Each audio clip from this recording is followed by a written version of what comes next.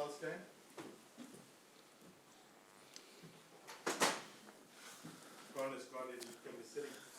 Good morning. This is the Reedy Swamp Fire Inquiry, week 2. Appearances in Court 1 as of last week. Court 2, Mr. Wajay, are you appearing today? Yes, Your Honour, I'll be here till Wednesday. Thank you. And Mr. Lloyd, you're appearing? Yes, Your Honour. Right, thank you. Thank you, Your Honour. I call Cassandra Dixon.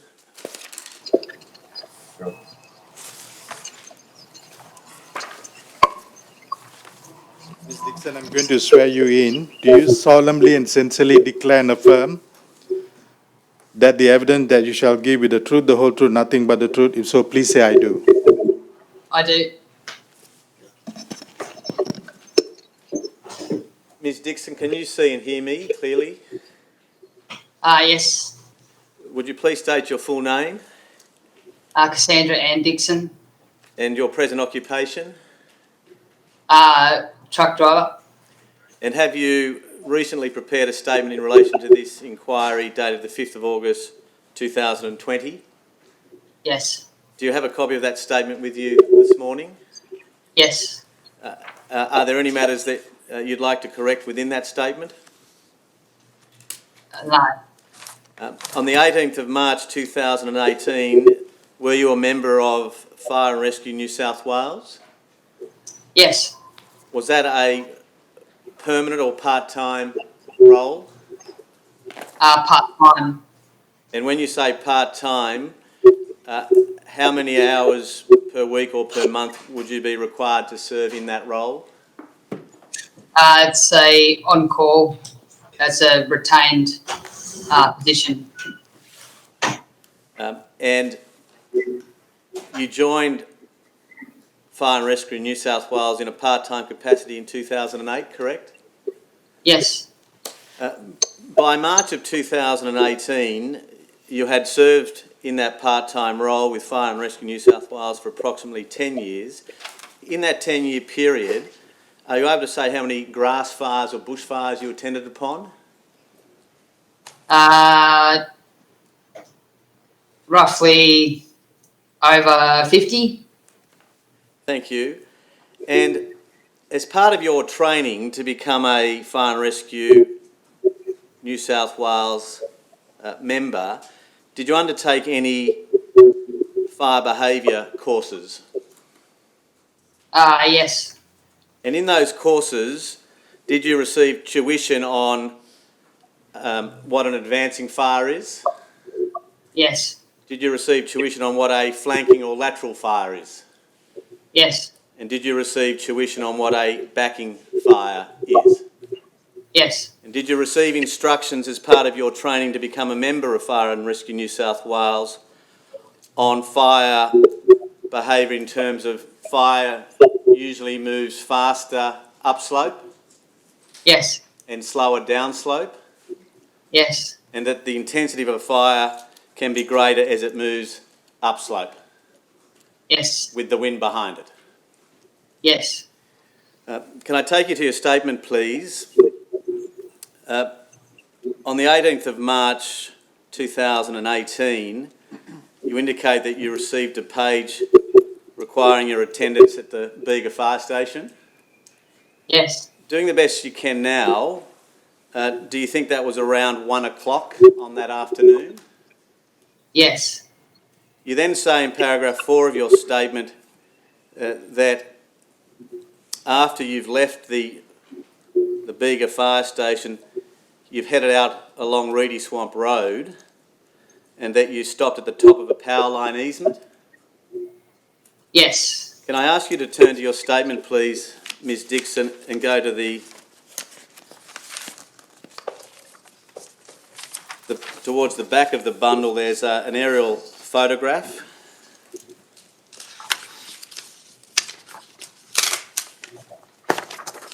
That you've numbered at different places, 1, 2, 3, 4. Yes. Now, is that the power line easement to which you refer in your statement? Yes.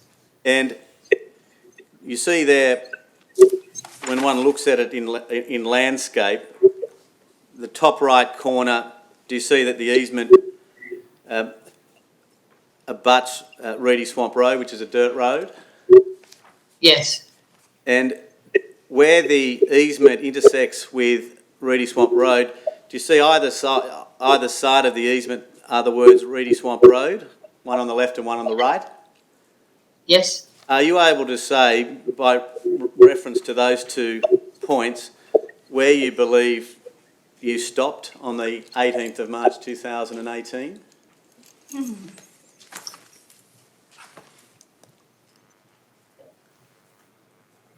I would say on the top side, so standing at the top of the easement would be, and looking down the easement would be the left side. So towards the first words, Reedy Swamp Road, which is on the right-hand side of the photograph, in that general vicinity. Yes. Now, do you know what time you arrived in that general vicinity?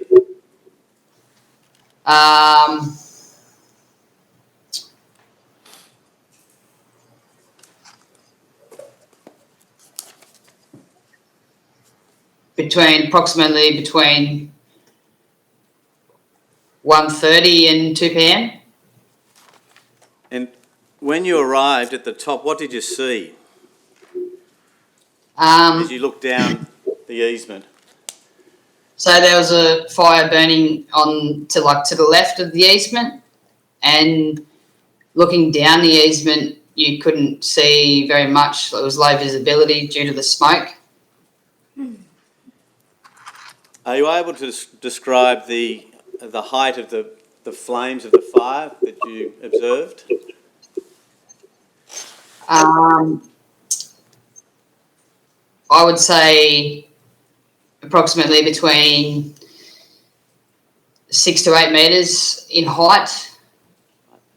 And you mentioned that the fire was on the left-hand side of the easement. Do you agree that that's the eastern side? Yes. And the flames to which you've just referred, were they in the canopy trees? The canopy, forest canopy? They would have been just underneath the canopy. And what observations, if any, did you make in relation to the wind? It was quite strong, and it was blowing in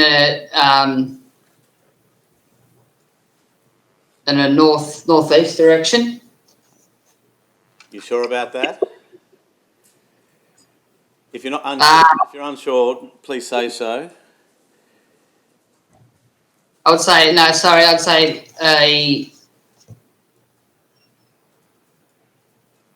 an easterly direction. Ms. Dixon, is there a police officer with you in Bega right now? Yes.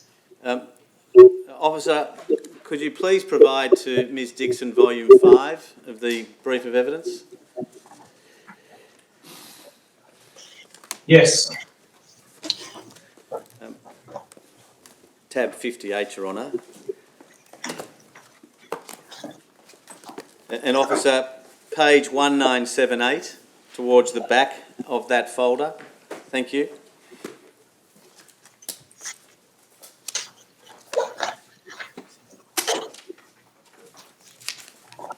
Just hold that up to the camera so they can see it. A little bit Yes. high. Yes, thank you, Ms. Dixon.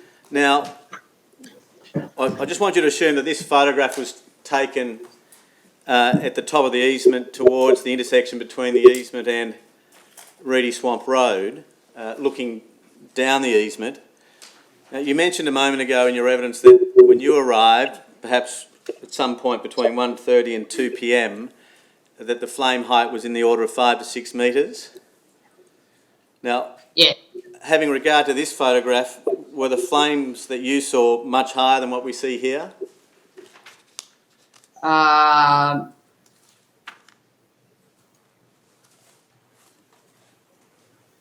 No. does this fairly depict what you recall seeing at the top of the easement as you were looking down on the 18th of March 2018?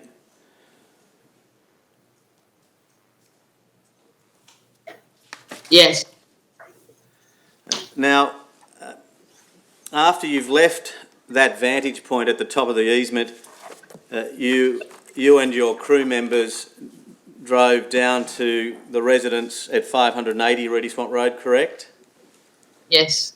And again, doing the best you can today, about what time do you think you may have arrived at that location? I would say between 2 and 2:30. When you arrived, you've identified in the aerial map where the appliance was parked. You've marked that with number 1 on the aerial map, correct? Yes. And is that location next to a circular building that perhaps might be a rainwater tank? Yes. Now, when you arrived, what observations did you make in respect to the fire and the easement? So upon our arrival, we couldn't see visual flames due to the smoke causing low visibility. But we knew that the fire was like creeping back down the hill towards the house. Now, how did you know that? Due to the RFS information that was given via radio. And do you recall what that information was today? I wouldn't have received the message, but we had a message from our captain as to set up a perimeter around the house. And was that, in effect, to undertake property protection? Yes. As part of that property protection, did you or, to your knowledge, anyone else undertake any backburning or not? No. Did you, throughout the course of the afternoon that you're in that general location around 580 Reedy Swamp Road, did you walk up the easement at any time? No. Now, you've taken some photographs. I withdraw that. You took some photographs at about 2:40 on that same day, correct? Yes. And you've annexed those to your statement. Yes. Ms Dixon, I'd just like to play for you now, if I may, some short drone footage. And if I could invite Mr Martin to bring that up. And Ms Dixon, tell me if you can't see this short video. And I just want you to take your time to have a look, in particular at the various power poles that the drone flies over. And I'll ask you some questions shortly in a moment. Yes.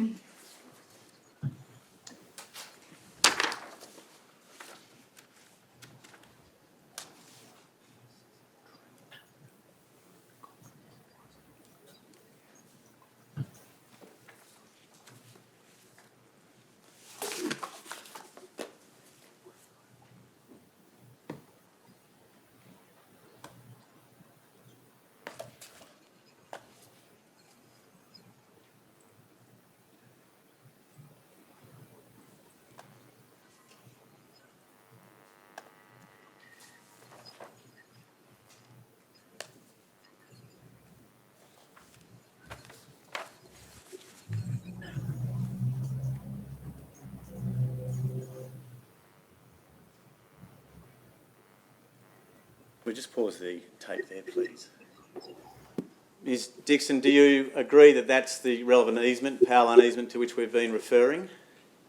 Yes, And do you see the residence at 580 Reedy Swamp Road? yes, And do you see also the rainwater tank where you believe the appliance was parked when you arrived on the 18th of March 2018?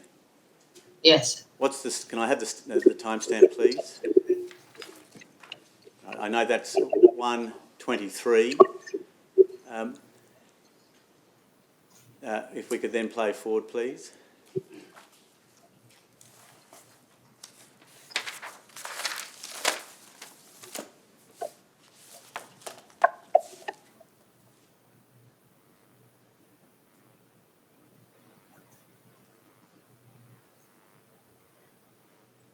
Can we pause now?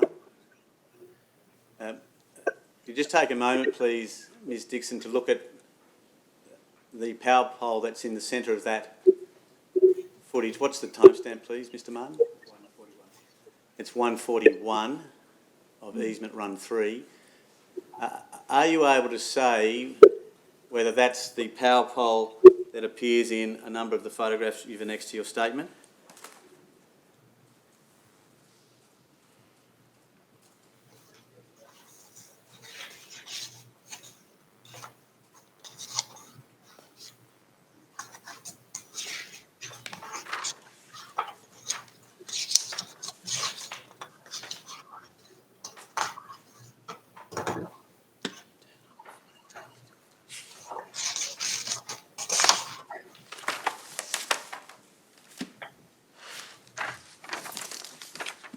I believe that would be the power pole in photograph 4 of my statement.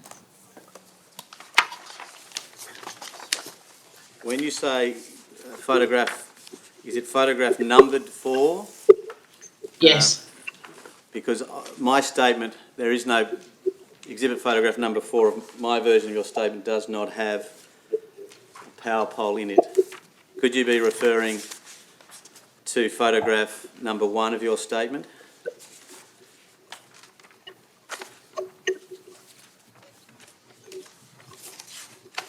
in photograph number 4, which would be, you'd have to zoom in on my photo due to the low visibility from the smoke. But there is a power pole in the background. Can I take you to photograph number 1, which is the first photograph you've annexed to your statement?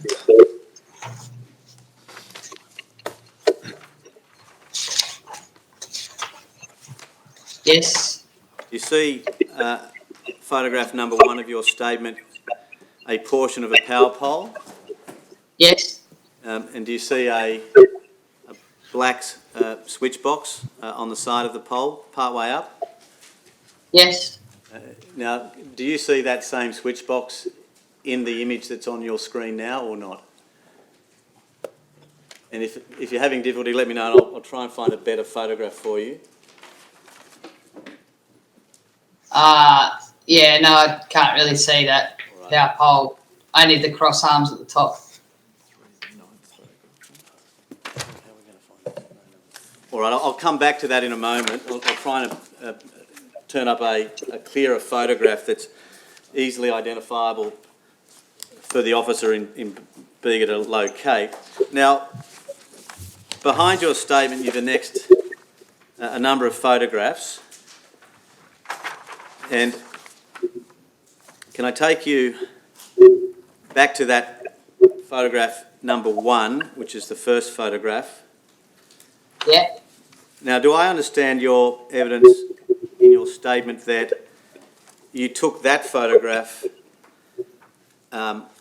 in the vicinity of the reference point number 3 on the aerial photograph, or not? Or is it number 2 on that aerial photograph? I just want to get a feel for where you took that first photograph from. all the photographs were taken from point 2. Thank you. All photographs taken from point 2.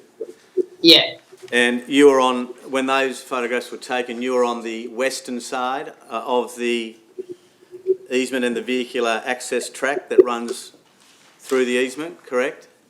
Yes, Looking in an easterly direction. yes. All right. Now, can you tell Her Honour, based on your recollection, what you observed when you were in that general facility marked number 2 in terms of the fire? Where was it? How was it behaving? What was it doing?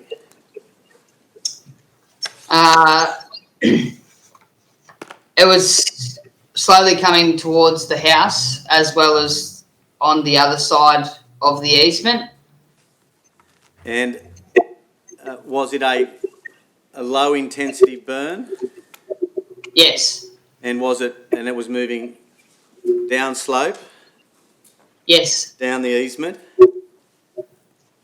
Yes? yes, And towards the house? yes. It was on either side of the easement. And based on your experience at that time as a member of Fire and Rescue New South Wales, are you able to say whether it was behaving like a flanking or lateral fire or not?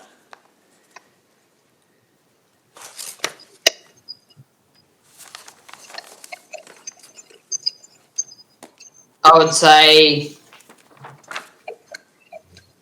a lateral fire. Thank you. Now, how long were you in that general vicinity where you took the various photographs from? Approximately an hour and a half. And in that hour and a half, when you're in that general vicinity, were you near towards that power pole that we see in photograph 1, which has the switch box on it? Yes, that power pole was right to my. It was to my right side, looking up the easement. And approximately how many metres away from that power pole were you as you were undertaking your property protection work? 10 metres. And in that hour and a half or thereabouts to which you referred a moment ago, did you make any observations in relation to any tree being either suspended or hanging from any power lines in the vicinity of that power pole with the black switch box on it? No, Did you make any observations in that period of time that you were near the power pole in photograph 1 of your statement of any fallen trees across the easement? no. Does that mean she made no observations or there wasn't any tree? There wasn't any. Your evidence is that you did not see in that period of time that you were in the vicinity of the power pole in photograph 1 any fallen tree across the easement, correct? That's correct. Nor did you see any tree suspended or hanging from the power lines near that particular power pole in photograph 1? That's correct. Were there any power lines down in that period of time that you were in and around the power pole in photograph 1? No, In that period of time that you were in the vicinity of the power pole in photograph 1, was the fire moving slowly down slope, down the easement? yes,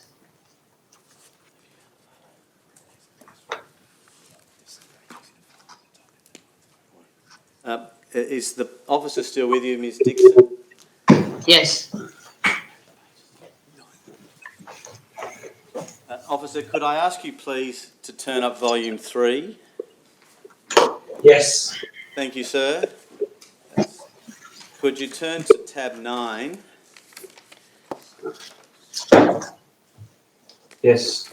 And could you turn 9 pages in, please, of that bundle? Unfortunately, they're not paginated. I do apologise.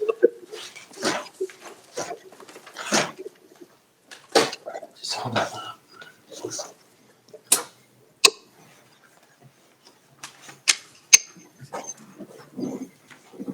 Yes. Yes, thank you. Now, Ms Dixon,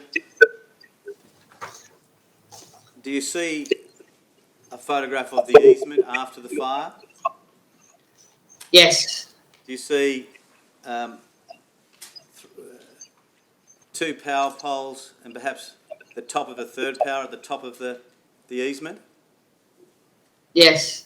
The power pole closest to you, that is the one in the foreground, which you do not see the cross arms on. Do you see that power pole with a Yes. do you see a black switch box on that pole? Yes. Is that the power pole to which we see in photograph 1 next to your statement? Yes. And are you able to mark, if you can, the general position you were in when you took your various photographs or not? I believe that it would be further down the hill, so it's not in this photograph. If you turn forward one photograph,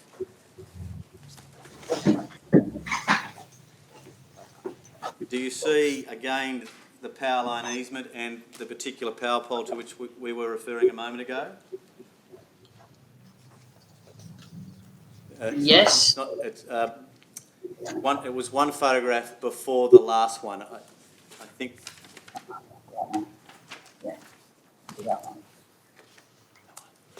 Yes, that one. Thank you, officer. Do you see it on the screen? And if you could locate the hard copy from the brief. Yes. Thank you. Ms Dixon, you've got a hard copy of that photograph before you that we now see on the screen? Yes. Are you able to mark... I think that's photograph 8. It's photograph number 8. Thank you, Your Honour. Are you able to mark on that photograph where you believe you were positioned when you took the photographs next to your statement?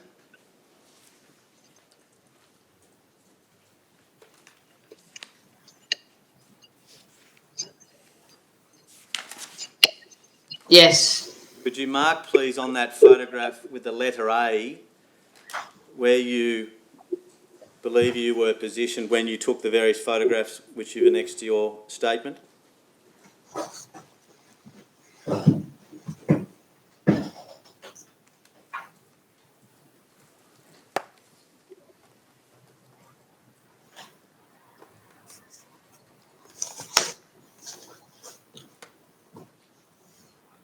Could you just Yes. hold that up, please, for our benefit?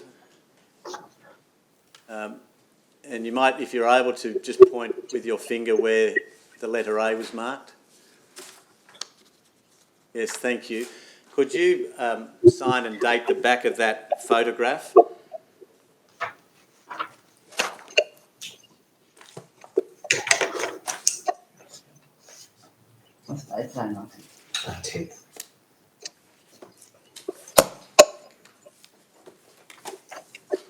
Your Honour, firstly I'll tender the statement which will become Exhibit 16 of Ms Dixon. Thank you. Then I'll tender photograph number 8 of volume 3, tab 9, as marked by Ms Dixon with the letter A depicting where she was positioned when she took the various photographs next to her statement. All right, photograph 8 marked with the letter A by Ms Dixon will be Exhibit 17 and her statement's Exhibit 16. Is that right?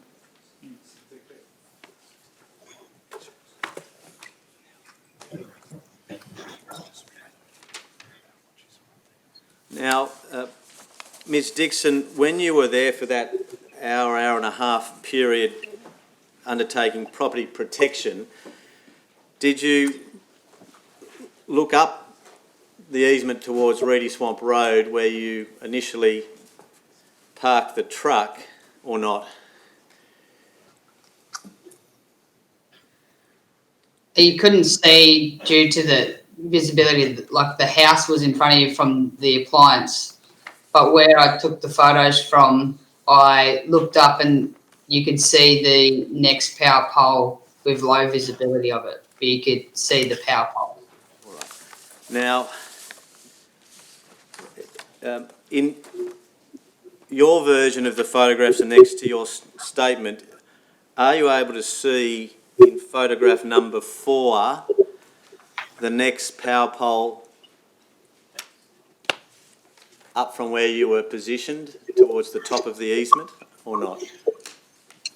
Yes. Could you see anything in that general vicinity that caused you any concerns, other than obviously the fire? Were there any, for example, could you see any fallen trees or anything like that? No. And what was the wind like in the easement for that period of time that you were stationed near the power pole with the black switch box? As we were in the gully, it wasn't very strong. It was quite, I would say, up higher in the canopy of the trees. It was blowing quite fiercely in an easterly direction, but being on the ground and so low, there was a low strength of heat, of wind, sorry. Thank you. Now, as a result of that wind, was there any spotting occurring during the period of time you were there?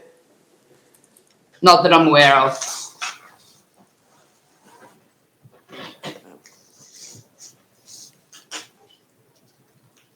Now, you described, based on your experience, that you thought that the fire was behaving as a lateral fire near the power pole in photograph number 1. Based on your experience as a member of Fire and Rescue New South Wales, did you see any indicators to suggest that where you were positioned in near the power pole in photograph 1 that the fire was an advancing fire or not? No. And why do you say that? We had no information that the fire was advancing. And when you first arrived at the top of the easement with the intersection with Reedy Swamp Road, and you've described the flames and the height of the flames you saw at that point in time, at about 1:30 or thereabouts, from your observations, did that appear to you consistent with an advancing fire? Yes. Yes. Thank you for your time, Ms Dixon. There may be some other people who may have some questions for you. Mr Chairman. Might I just have a quick word with Yes.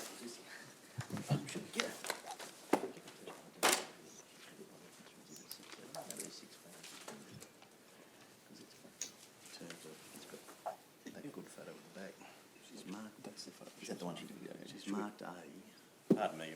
Maybe we should have this on the transcript that we know the 6th photo in exhibit.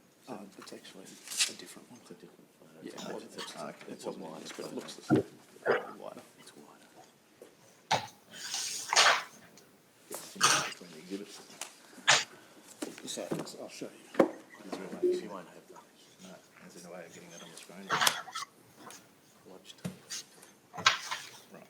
She looked at that one and said she couldn't see Where she was positioned. So then I took the photo. Yeah. But she's marked with A. Yeah, okay. I'm happy for you to go into it if you want, Richard. I won't be able to do it coherently without her having... That's the problem. No question, John. You got a problem with the photograph? No, I was just observing, and I might be wrong about this, but I think one of the photos to which the witness was taken and marked is already in evidence as part of Exhibit 7, the last photo, and I just thought for the symmetry of the Those are exhibits... the 9 photographs. Yes. I took her to photograph number 9, which is in that bundle of exhibits, but she was unable to mark on that photograph where she was positioned. She marked in the But photograph before. Photograph 8, she's marked with A. Yeah, that's fine. Which is, if you count 8 pages in from tab 3 of volume 3, Tab sorry, 9. tab 9, it's a much wider view Right. of that part of the easement near what we know as pole B. Do you want her to hold up that photograph that she marked A and point with her finger where she was standing? That would be helpful. Would Then you be able to do that, Ms Dixon? Could you just hold up that photograph that you've put the letter A on and just put your finger where the mark is again and hold that up?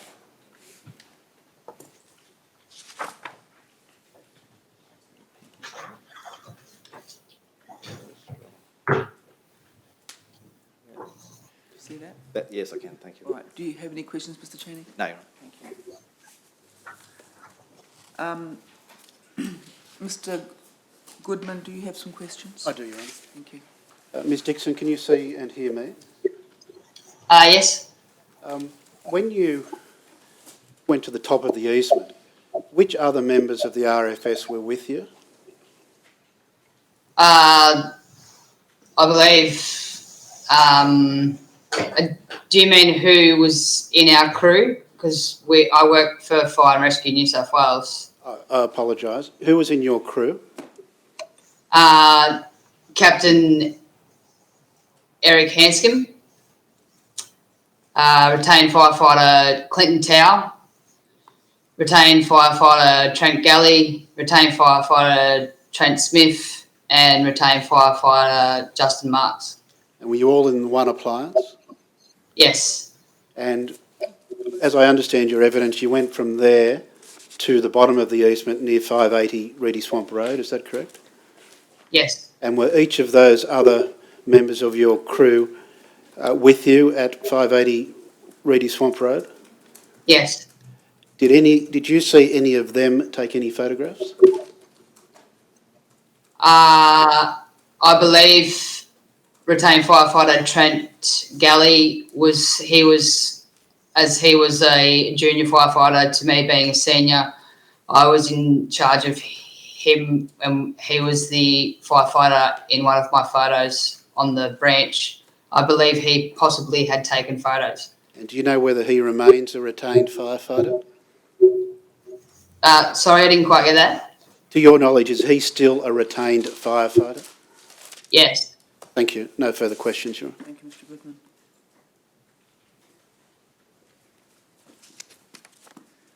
Mr Jaya, do you have any questions? No, Your Honour. Mr Lloyd? No, Your Mr Smythe? Honour. No, thank you. All right, Mr Newton? No, Your Honour. Okay. Nothing arising. All right. Thanks, Ms Dixon, for your evidence and time. You're now excused. Have a good day. Thank you. Your Honour, my instructing solicitors have distributed amongst the parties three A3 photographs, which are photographs numbered 1, 5 and 4, taken from Ms Dixon's statement. I'll tender those, Your Honour, because they are much clearer in terms of what the fire's doing, the position of the power pole, which I will be submitting in due course, is pole B. Right, the large photographs, with the enlarged photographs 1, 5 and 4 will be Exhibit 18.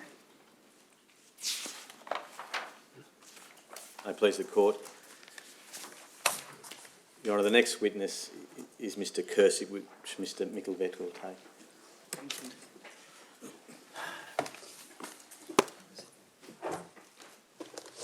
Thank you, Your Honour. I call Mr Brent Kerisk.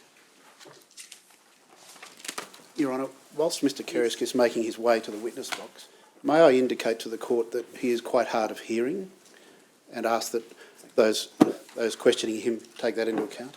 And use the microphone. You might want to stay seated for that purpose, if he can see you, Mr Nicholas. Oh, sorry, he's here. It's on video, yes. I've also given a heads up for him to Great, thank you.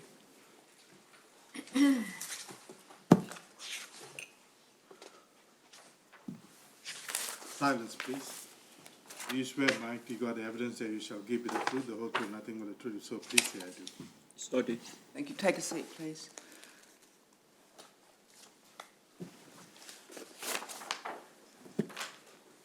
Mr Kerisk, are you able to hear me?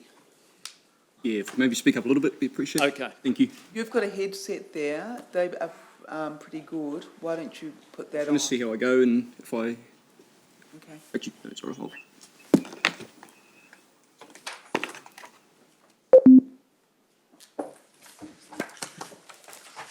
If at any time you can't hear me, please let me know. Is that better? Yeah, that's excellent. Thank you. Okay, all right. Mr Kerisk, you have given two statements to the court in relation to these proceedings, is that correct? Yes, that's correct. The first of those statements was dated the 21st of March. For Your Honour's benefit, that appears at tab 73 of volume 7. Is that right, Mr Kerisk? Yes, that's correct. And the second statement is dated the 22nd of July 2020. Does that sound right?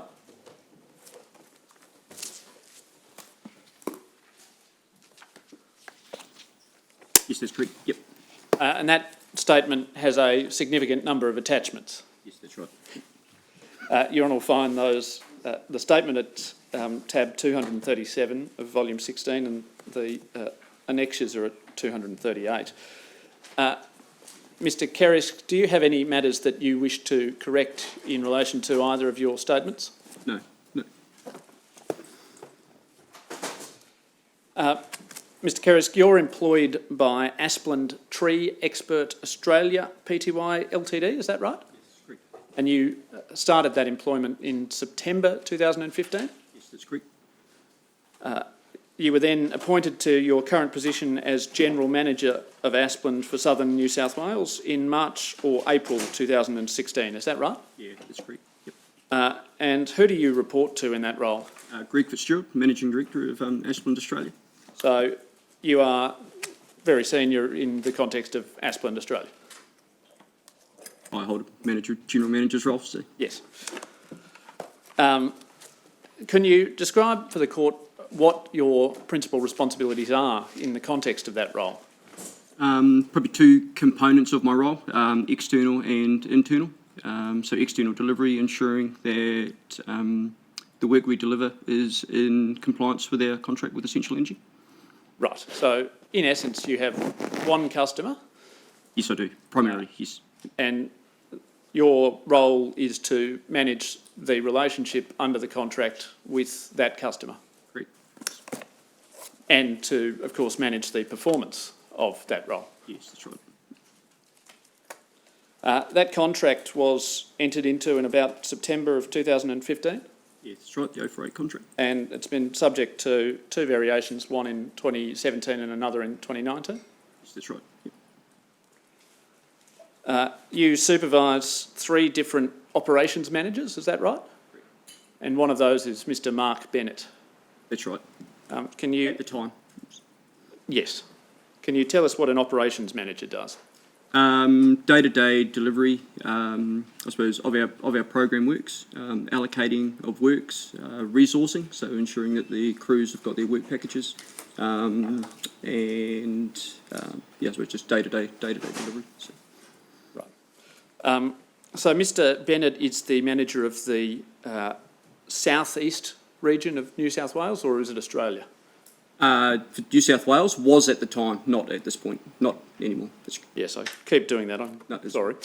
That southeast region includes an area known as the V. Bega 1533 Vegetation Management Area, is that right? That's correct, in the Bega Depot, yes.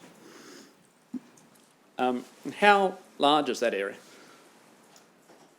On a hectare basis, I couldn't tell you. From memory, I think it consists of about 174 poles. Right. Any idea what the span's distance between those poles might be? Maybe on average 200 to 250 metres, so... So whatever 174 times 200 is? Yep. Okay. It's a significant distance. I think we'll take it as that. Yep. Are you aware that these proceedings have involved significant discussion in relation to an easement that runs in a northeasterly direction from an address at about an address at 580 Reedy Swamp Road? Yes, I'm aware of that. And does the Bega 1533 vegetation management area contain that easement? Yes, it does. Yes. Mr. Keris, you hold a Certificate 3 in arboriculture, is that right? Yeah, certain components of a Cert 3 in arboriculture, that's right. Okay, can you tell us what those components are? It deals with probably a practical aspect of arboriculture, so basic fundamentals of climbing, chainsaw use. So yeah, just a practical application of arboriculture techniques as opposed to, I suppose, tree identification, tree biology and characteristics, etc. So practical application of arboriculture work. So do you have any qualifications in, for example, tree risk assessment? No, I don't, no. So your qualification relates to things like cutting and climbing. Yes, that's right. Yep. Do you do any scoping or audit work yourself, Mr. Keris? No, I don't, no. Have you at any point done any such work? No, no. Now, if I could turn just to consider briefly the contract. That contract between Aspland and Essential that you've talked about before required, firstly, Aspland to do an initial cut of the relevant areas, is that right? Yeah, that's correct. And what was that? It was, I suppose, a change in specification from the 206 contract where they had introduced certain components into the specification. For instance, removing overhang in rural bushfire VMAs, removal of Category 1 vegetation, clear to sky, sorry, not clear to sky at that point. Yeah, but primarily removal of overhang and establishing clearances. So when I say, or when we talk about an initial cut, does that refer to an initial establishment of the relevant vegetation areas to the parameters in the specification of the contract? Yep, they were different from the 206 contract model, that's right. And then subsequent to that initial cut, did the contract make provision for what was known as cyclical maintenance? Yes, that's right. Yep, cyclic maintenance, yep. And could you describe what that entailed? So on a urban VMA, we would basically have a programmed month that on a 12-month basis it would go back into that urban scope and ensure maintenance are maintained and achieved for the urban VMA.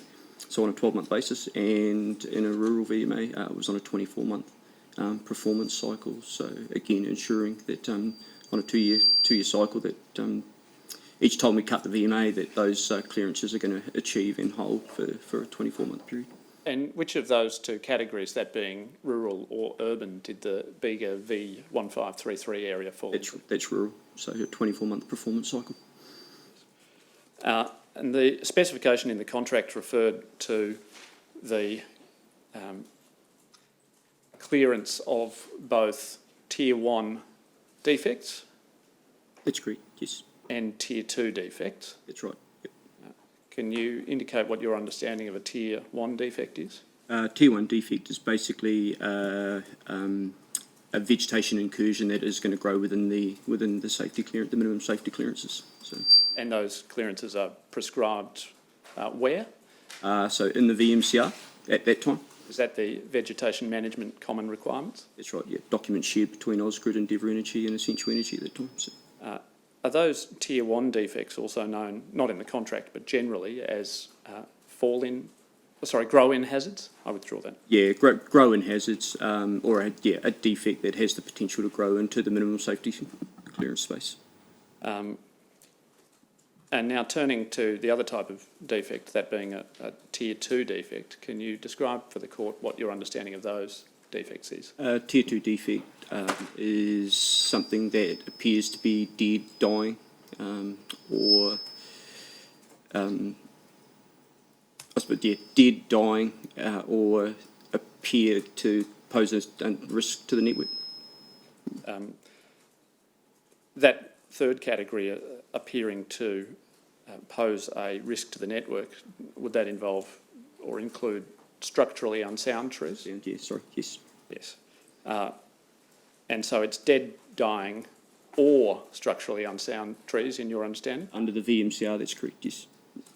There's no requirement, for example, that a dead tree also be assessed as structurally unsound in order to qualify as a Tier 2 defect? Yes. Sorry, can I just... That's right, yes. Now, you have, in your statement, helpfully gone through your records and attempted to identify when works were conducted in the easement. Is that right? That's right, correct. And in the course of that exercise, you determined that on or about the 14th of June 2016, Asplund obtained data from Essential Energy's VIMS system regarding an aerial patrol task. Can I pause there to ask you what the VIMS system is? So it's Essential Energy's Vegetation Information Management System. So it's effectively a database and a data warehouse. And that that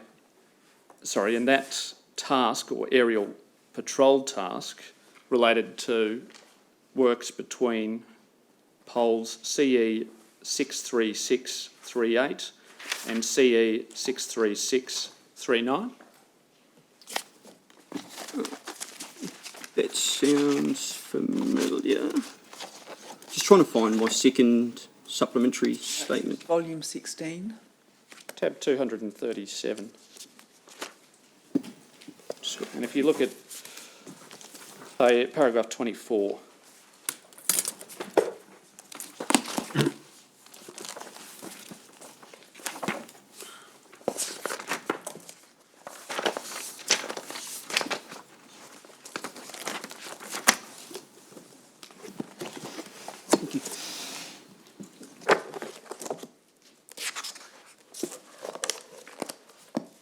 Yes, that's correct. Sorry.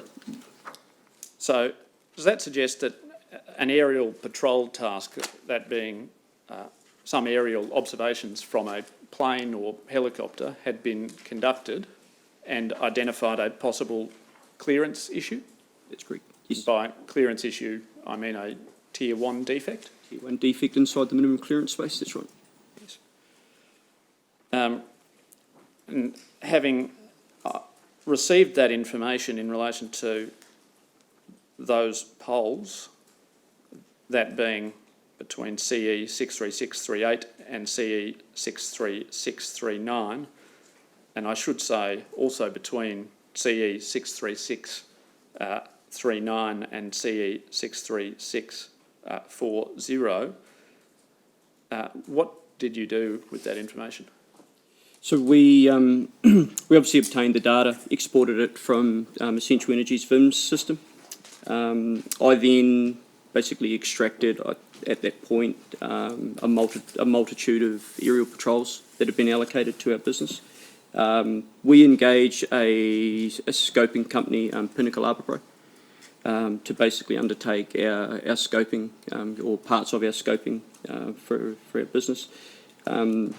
I allocated a parcel of work to Pinnacle for, I suppose, ground validation, ground truthing, notification of landowners, and basically assign crew types to that defect, so we knew exactly what crews that we needed to send into those areas to clear the incursion. So. And what did you do to allocate the work to Pinnacle? I would have had a export from VIMS, what my business administration staff would have facilitated. I would have then filtered that spreadsheet based on the task that I wanted Pinnacle to scope for me, and then send an email with a brief instruction to Pinnacle on the expectations. You say a brief instruction. Did you, for example, provide any instructions as to how the scoping task was to be undertaken? Not as to how the task was open. I think my instruction at the time was I needed to understand or to ensure that it was inside the A1 to A4 space, and then to basically allocate crew types and notify landowners. One thing with the aerial patrol data, it has a relative, it's relatively inaccurate, so we just need to, I suppose, just ascertain exact positioning of the defect, the spans are correct, etc., and the incursions are correct. So. Yes. So you say there are some issues in relation to aerial tasks in terms of potential accuracy. Is that right? Aerial patrol data only there. Yes, that's correct. And so in paragraph 25, do you undertake, could you describe for us what you mean by a process of ground truthing, which is at the bottom of that paragraph? Yeah, so I suppose just to validate that the defect is actually a defect, and then again based on I suppose the original data being captured from an aeroplane, it can't tell us what crews to send in to be able to sort of do that work. So we need to know if we can send for instance an EWP crew or a climbing crew or ground crew to clear that defect. And so when you say you specifically requested information from Pinnacle in relation to whether the relevant defects were A1 to A4, what you're referring to there is the extent of the encroachments identified, is that right? Yeah, correct, that's right, yep. And can you provide Her Honour with an overview of what those categories mean? So I suppose minimum safety clearances under the VMCR sit within the A1 to A4 space. And basically each category as we go out, A1 to A4, A1 is a 75 to 100% encroachment, A3 is a 75 to 50% encroachment, and so forth. So when you say a 75 to 100% encroachment, you mean that the tree was in the final 25% correct from the line? Yeah, correct. So it might be, for example, almost touching the line if it's an A1. Correct, that's right. Yep. But again, that was the extent of your instructions to Pinnacle. You didn't, for example, say, I want the scoper to walk the line? No, I didn't specify how, no. And it wasn't your practice to do so? No, not at all, no. Now, is it correct that you've identified that someone from Pinnacle attended the easement on the 17th of August 2016? Yeah, that's right, yes. How have you reached that conclusion? So we use, one of the primary reasons we used Pinnacle Arbor Pro is they had a GIS data capture platform. So that information would have been obtained by a date and timestamp that came back in a CSV file from Pinnacle, and it would have then been loaded into Essential Energy VIMS sheet as well, the date and time that scope took place. So. Sorry, what type of file did you call it? Was it C? A CSV. Sorry, CSV. Just yeah. Is that a file that is in essence a spreadsheet that? An Excel spreadsheet. That's right. Yeah. So you can open it with Excel and have a look at it? Yes. Irrespective of whether you're using the Essential VIM system or correct, the Pinnacle collector system? Correct, yes. And sorry, you can't open it via a collector system. It's basically an export that comes out of collector or VIMS, yeah. Yep. Okay, so collector produces data in a particular form? Correct, in a geospatial view, in a geospatial visual. So. Can you indicate what you mean by a geospatial view? A GIS system, so geographical information system. I think it's called. So. Okay. And having reviewed that data, you've annexed a spreadsheet at BMK6 to your statement. Does that sound right? To our cutting crews? No, sorry. You annexed at BMK6 to your statement a spreadsheet, or that spreadsheet. If you look at paragraph 29 of your statement. Yep. Now, do you have any recollection of what that spreadsheet indicated as concerns the spans within the easement? Yeah, so it was basically the spreadsheet that that effectively came out of VIMS with some modification with the updated comments and crew types. So, does it sound about right? I'm going to try and avoid bringing this up because it's Let's not do tiny and very difficult to read in the brief. So it would need to be shown to you on an electronic screen. But let me know if, in fairness, you'd like me to bring it up. But does it sound right that in column M of that statement there was a reference to multiple regrowth gums between what we know in these proceedings as pole A and B? Yes, it does. And so, sorry, when I say pole A and B, you're sufficiently familiar with this case that you know what I'm referring to?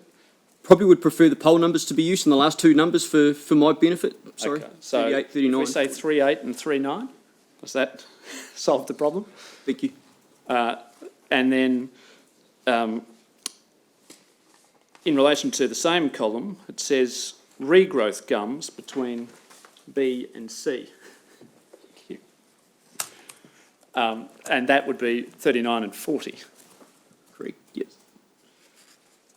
So the column V of the spreadsheet then includes a reference to the clearance level. Does that sound right? Correct. So that would be yes, that's correct. And again, stop me if this is unfair. I know I'm taxing your memory. Yep. No, that's fine. I'll do my best. Trying to avoid showing it because it's very hard to read. In column V, it says in relation to the clearance between 3.8 and 3.9, 0.5 to 1 metres.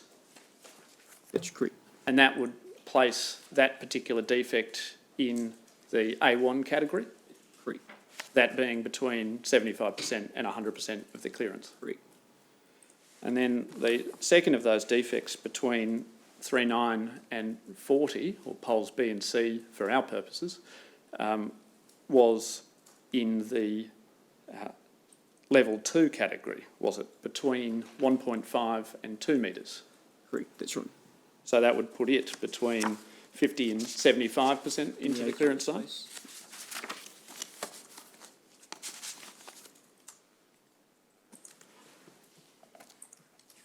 You're not able to assist us with, for example, how long it might take a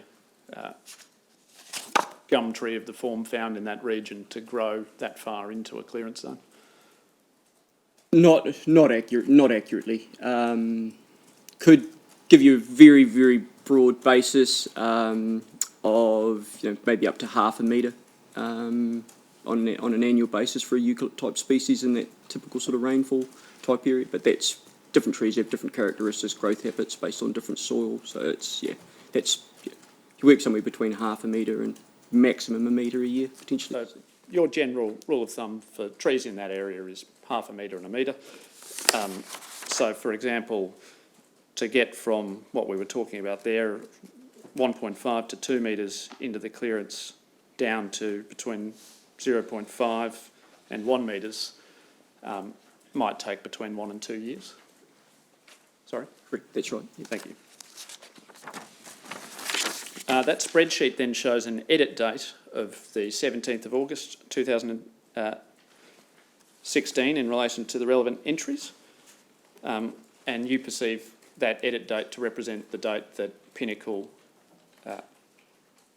attended the span. Just sorry, can you just repeat the date? 17th of August 2016.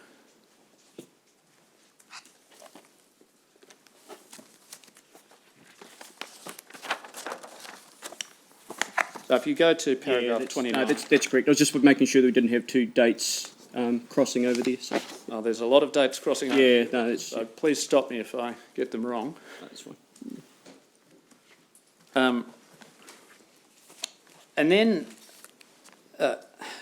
sometime later on the 24th of January 2017, you received a spreadsheet suggesting that a cut had been undertaken by line site scoping on or about the 8th of September 2016? Yeah, that's correct. And then there was a switching request suggesting that some additional works needed to be undertaken that required the power lines to be switched off, as it were? So just to be clear, the switching request was identified at the time of the scope. So you made the comment correctly before, where the defect was within 0 to 500, which basically means at that point that defect at that encroachment position requires switching. So that was identified by the time of the scope. So that would have been on the 17th of August. So, as a matter of practice, does Asplin have a policy that if a defect is within a particular distance of a power line, there needs to be a switching request before works are conducted? Correct, yeah. Both internally, but also expectation from Essential Energy as well, that's facilitated. So. And what's that distance? On high voltage, a disable auto request, so the DAR is 0 to 700. Anything inside within 100 mil requires an outage. So this defect at this point, at 0 to 500, I think it was just at the DAR space, which basically meant it was at 100 to 700 mil. So just a disable auto reclose was requested as opposed to an outage. And then subsequent to that request being made, the same spreadsheet, this being BMK9 at column BL, and again I'll try to avoid showing it to you, but please let me know if you'd like me to, refers to a cut having been undertaken by a Mr Gary Moore and a Mr Matt Hammond of line site scoping on the 6th of October 2016. That was the day that DAR was scheduled to be undertaken, so yes, that's correct. So you're drawing the inference from the fact that the shift in the electrical infrastructure was to occur that day, that in fact the cut occurred that day? Yes, that's correct. Yeah. So they would have switched the network, then we would have facilitated the work, then they would have put the network back to a normal operating. But you don't have an independent confirmation that the works were in fact conducted? Yeah, I do. There would have been a completion report sort of come back through, or just a spreadsheet came back through saying the cutting completed on this day. So. But that spreadsheet, is that the spreadsheet we were talking about? Well, this spreadsheet at BMK9? Correct, yes. Yes. And you received that on the 24th of January 2017? This wouldn't have been the actual return, because this is actually, as you note, quite a long time after the switching had been completed. So yes. There was obviously data that had come back through to our business. I think on the day the switching was facilitated, saying that that work had been completed. Have you provided that data in your statement? I believe I have. I think it's referenced in BMK9, and there's a column out to the far right-hand side. Sorry, is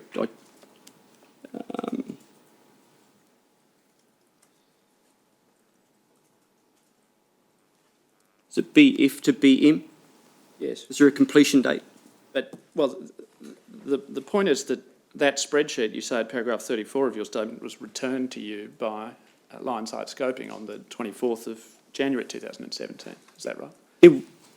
That's correct. There would have been I suppose, a cut sheet that it would have gone back to the crew, to our operations manager at that point, or back to our office email account, that basically says that this, we wouldn't have waited to the 24th. I suppose the point I'm trying to make is I wouldn't have waited to the 24th of January to receive confirmation that that work had been done. You know, there would have been a completion report or some file sent back to the office or the ops manager on the day it was cut. Well, perhaps your instructing solicitors or your solicitors might be able to assist in the provision of such a document, but to your knowledge there isn't currently before the court a document indicating that you received notice of that before the 24th of January 2017. Not that I'm aware of this.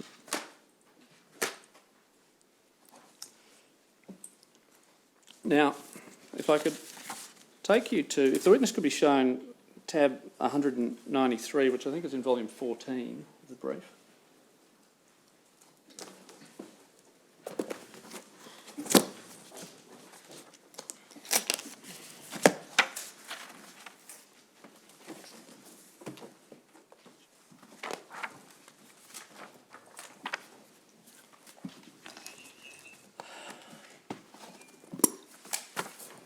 Sorry, what page number? Page 5,334, Your Honour. 5,334, please.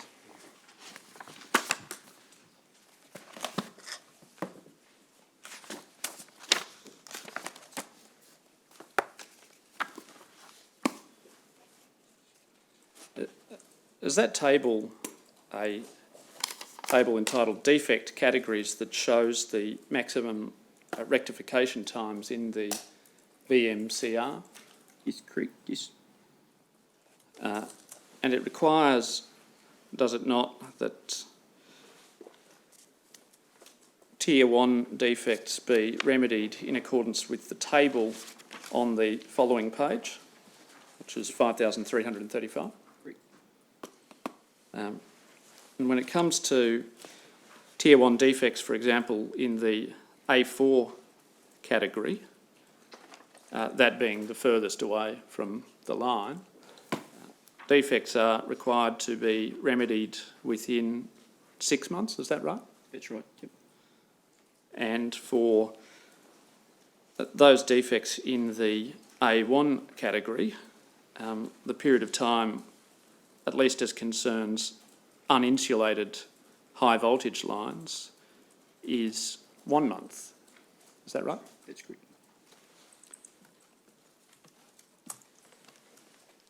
And if you see below that a note saying at 1, bare high voltage A1 defects are considered emergency work if identified during the declared bushfire season. If it's touching HV, that's correct. Well, it simply says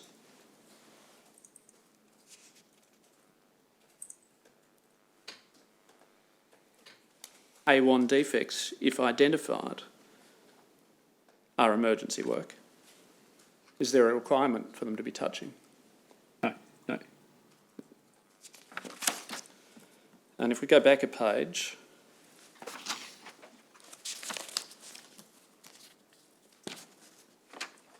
oh, sorry, I'll stay on this page for a moment more.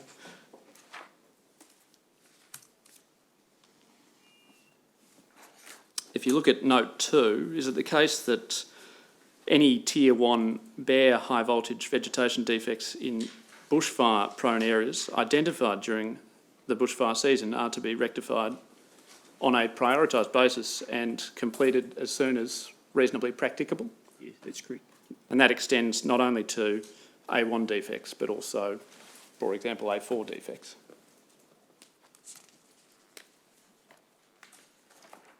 No, that's not correct. The MRT table, the maximum rectification times for, so if we start talking defects outside the A1 space, Yes. start basically falling in whether it's a 1 month, a 3 month, or a 6 month. So you can see there an A4 defect in a bushfire prone area during the bushfire season at A4 space requires with 6 months to rectify that defect. Yes, but that table doesn't refer to defects that were identified during the course of the bushfire season, does it?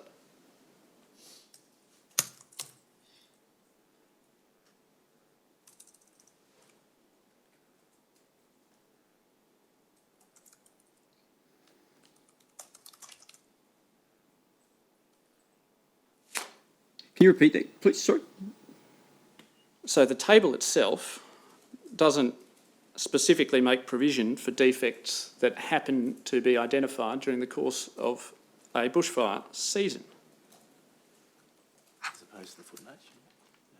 If we look at the header under the table 4 in bushfire prone areas, Tier 1 defects are to be prioritised based on table 4 and targeted for rectification within the maximum periods in table 4 or the start of the bushfire season, whichever comes first. So.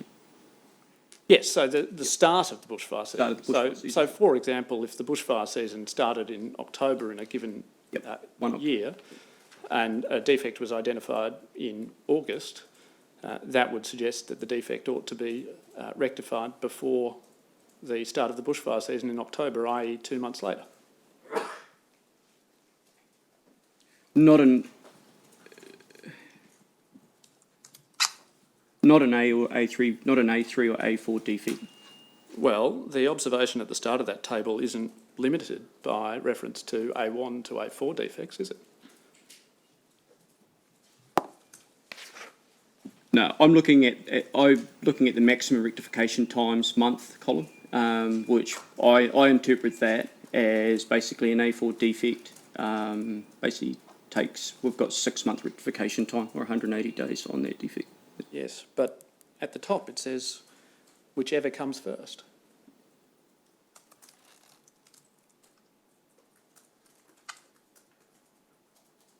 And does that injunction not constrain the information that follows?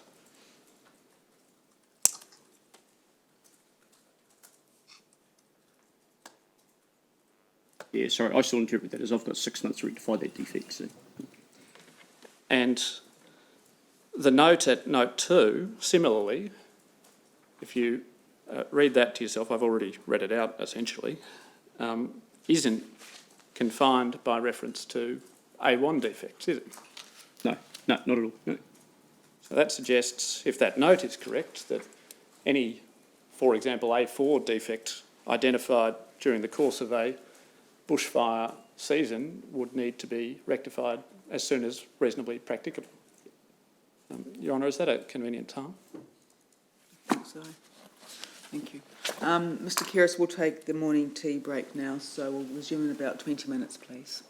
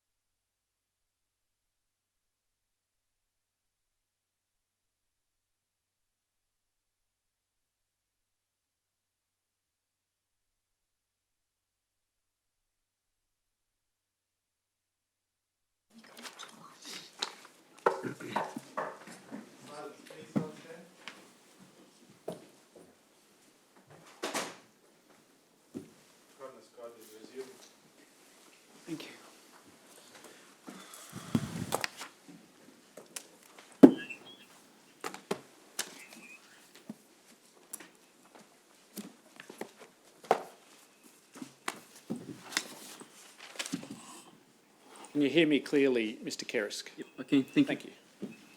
Thank you. We were talking before about the table at page 5335 in relation to Tier 1 defects. If you could flip back a page, if you've still got that open, to 5334.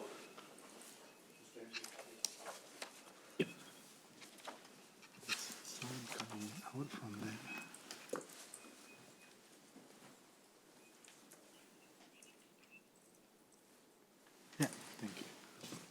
Sorry. Now, in the column on the right, 3 rows down from the heading, is there a description of the minimum rectification times, or maximum rectification times, I should say, in relation to Tier 2 defects? Yes, there is. Yes. And what's that period of time? 1 month, unless subject to a risk assessment, up to 6 months. Subject to note 1.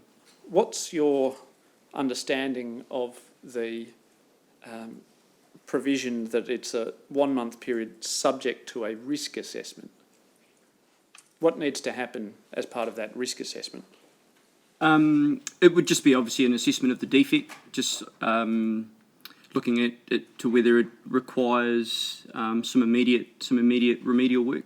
So whether we're looking at ground movement, whether it's lifted on its root plate, or whether there's obvious cracks or something that the scoper at that point just deems it needs to be rectified or actioned immediately. So someone would go and look at the tree? Yeah, absolutely, yep. And what would your expectations be as to who that person might be and what qualifications they would have? Primarily a scoper. Yep, someone who holds an ESI Cert 2 with that appropriate endorsement. And when you say an ESI Certificate 2, do you mean a qualification that involves or makes provision for tree risk assessment? No. Basically, as long again as that individual holds a scoping endorsement. So. And when you say a scoping endorsement, do you mean an endorsement in relation to, for example, those kinds of practical tasks that we were talking about when we spoke about your qualifications? Yeah, in the ESI Cert 2 package, for a scoper, there's a module that sits under there, assess and recommend vegetation control activities. So it would be a minimum expectation that the individual would hold that. Yes, and that's provided for in the contract with Essential in the training matrix. In the training matrix, that's correct. I'll return to that shortly. But in essence, it's your understanding from this table that the requirement is, if there's a Tier 2 defect, that it be rectified within 1 month, unless there is an assessment conducted. I would probably almost go the other way and say the expectation is that it's rectified within a 6 month period, unless a risk assessment's put it back that it requires urgent rectification. So. Well, it says here 1 month, unless rectification. Doesn't that suggest to you that the default position is that it be rectified within 1 month? I agree with that, yep, sorry, yep. Unless there's an assessment that's conducted that says, oh look, this isn't a danger, it can wait for a few more months. Yep, correct, yep. And you identified before that it was subject to Note 1. That note provides that vegetation defects in bushfire-prone areas identified during the bushfire season are to be rectified as soon as reasonably practicable, unless a risk assessment by a horticultural advisor determines otherwise. Is that right? That's correct. What's your understanding of what a horticultural advisor is? It would be someone who would potentially hold a Certificate 3 or a Certificate 4 or higher in horticulture and arboriculture. So someone who has greater qualifications than a run-of-the-mill scoper. Yeah, correct. Yep.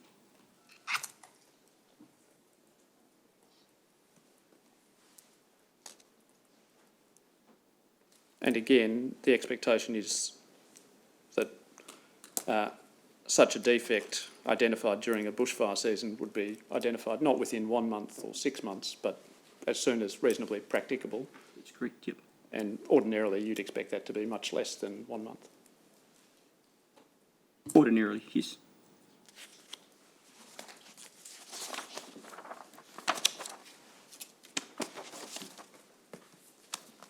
If we could go back to the spreadsheet that I'm trying to avoid showing you, that being the one at BMK 9.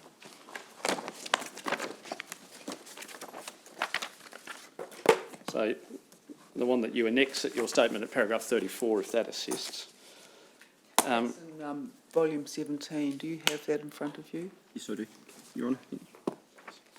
I suspect there's just no point at all in even opening that. if Well, you we can avoid take it. a photograph on your device and enlarge it. We can show it on the screen if we need to, Your Honour, but I must say I've had some problems doing that myself. Would you accept from me, and again, tell me if you'd like to see it, that spreadsheet includes columns from A to BU? Yes, that's correct. Yep. If we could scroll over, it might assist me, so I could...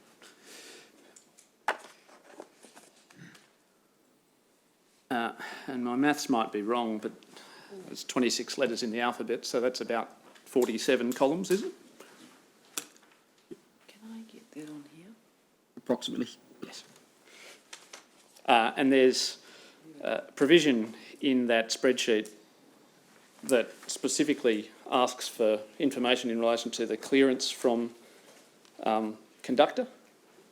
That's right. So provision is made to specifically request information in relation to Tier 1 defects. Is that right? Correct. There's no provision in that spreadsheet that specifically asks for information in relation to Tier 2 defects. Is that right? Just to ensure that I'm not getting confused with whether an updated version of VIMS, I just want to make sure that there's not a header that we can see here, hazard tree, yes, no. If we could probably just confirm that.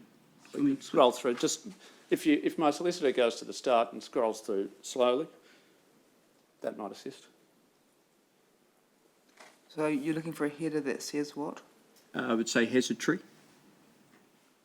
So you're suggesting that there's been some update to VIMS that has introduced additional sections to this spreadsheet? Correct.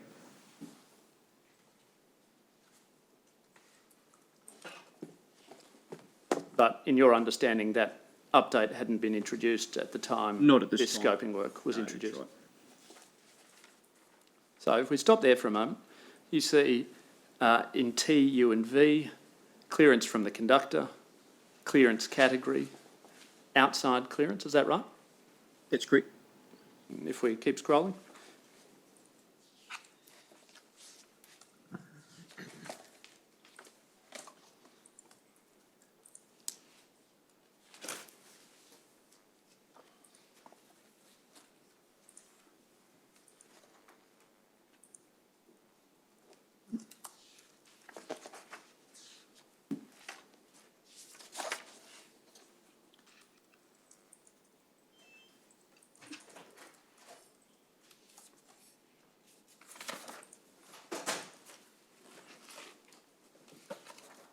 No, it's fine. So it's not there, not present in that sheet.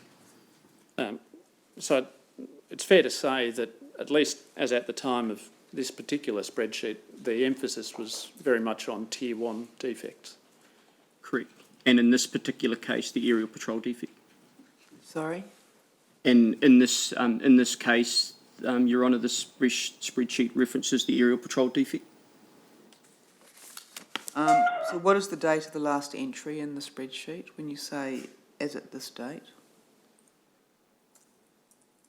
Because I understand that different people have input into that spreadsheet. It should be the cutting completion date, 8th of the 9th, and then there'll be a comment in relation to the switching that was completed on the 6th of the 10th, yeah, column B, BH and BL. How do you get cutting complete in September but the power's turned off in October? So in this case, one of the spans was cut and cleared, Your Honour, 100% complete because one of the spans did not require switching. The second span that did require switching, the crew cleared all incursions that were outside the switching clearances. So they completed all work within the span that didn't require switching and just left the one defect that would have had that encroachment position at somewhere of 0 to 500, Your Honour. So I need to read paragraph 35 as all work completed but for the work that was completed in October. Correct, Your Honour. And what was the work that was completed in October that wasn't completed in September? Just the switching component, so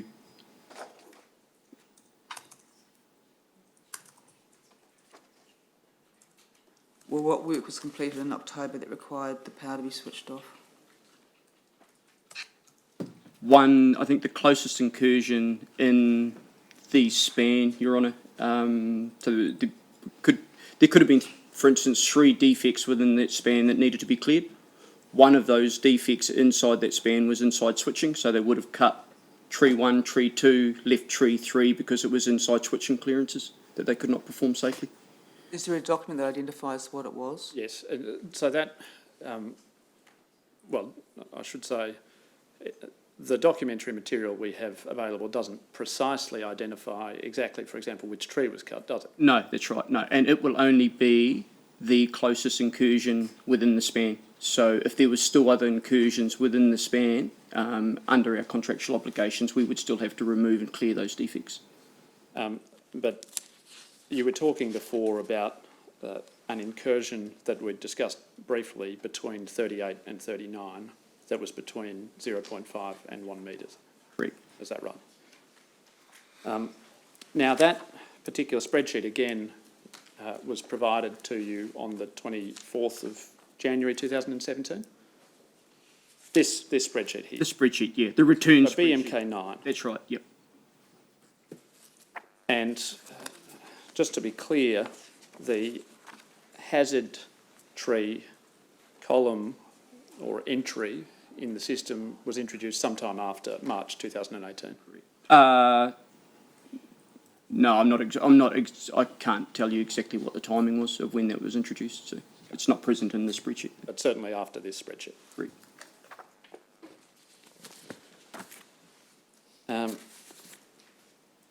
Now, we talked a little bit about the fact that Aspland, under the contract, was required to ensure an initial cut within 24 months, and then we discussed the cyclical cutting that was to occur as well. Now, as part of the initial cut, or I should say, I withdraw that, you're aware that Mr. Jonas of yes, Pinnacle Arbour Pro attended the span on either the 11th or the 12th of December 2016? Correct. Was that as part of the initial cut process or the cyclical cut process? The initial cut process. And he conducted scoping on that day and identified some defects. Was it correct that he identified a defect that fell into the A3 category between pole 3.8 and 3.9? Correct. And between 3.9 and 40, that is B and C, he identified an A4 defect, that being between 1 and 25% into the span? Correct? Yep. And he also identified between what will be 40 and 41, so C and D for our purposes, some vegetation that was beyond the minimum clearance. I'm sorry, I'm going to need to ask you to answer out loud for the transcript. Sorry, yes. Thank you. And can you indicate for the court what beyond minimum clearance distance in that context means? In this specific case, it's a defect or an incursion that is outside the minimum clearance spaces, so it's obviously outside the A1 to A4. Specific to this defect, it was a defect that was well beyond the minimum clearance space. It was a defect that, and I'm just estimating, but it would potentially been 10 to 15 metres above conductor height. So it then fell into the parameters of what was required to be undertaken under an initial cut. So that being a cut clear to sky? Not in this instance, this being a cut to remove the overhang. Yes, okay. And so when it's beyond minimum clearance distance, is it the case that the aim there is to identify defects that do not currently encroach into the span or beyond the minimum clearance distance, but may by the time of the next cycle completing? That's correct. Yeah, it is. Taking, for example, the growth rates that we talked about before. Yes, that's correct. So that means that though at the date of the scope the tree is not in A1 to 4, it's anticipated that it will fall within that range before the next 2 years is up. Yes, that's correct, Your Honour. In relation, actually, I'll withdraw that. In relation to this incursion specifically, where we're talking beyond the minimum distance, it would have never grown into the minimum clearance space, but it needed to basically be removed to achieve the profile under that initial cut and under our contract arrangement with Essential Energy. By that answer, do I take it that though it would never have grown into the space, it was of a height that if it died, it could fall into the space? Yes, that's correct. Yep, it could, Your Honour.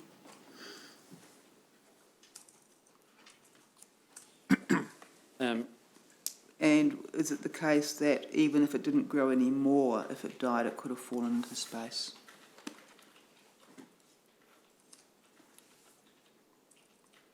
Can you repeat that, please, Your Honour? Sorry. Does it also mean that even if it didn't grow any more, that if it died, it could fall into the space? If the tree had failed at any time, it could have fallen into the space, yes.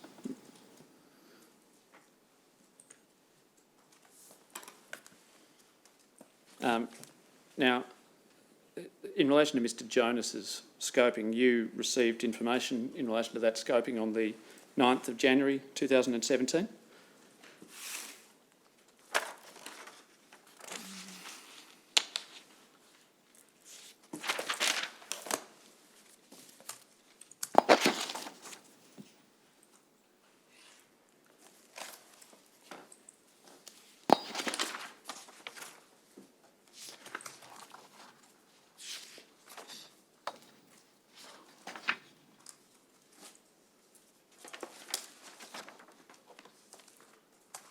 Can you refer me to where you're obtaining the date, turn that up 19th on- of January? Sorry.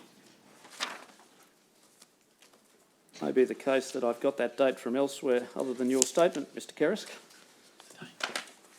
9th of January.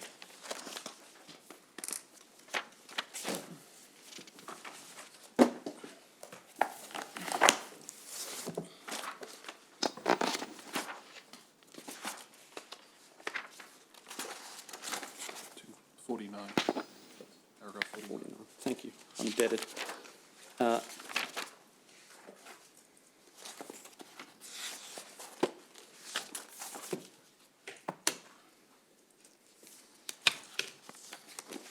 saying 49? Yeah, 40,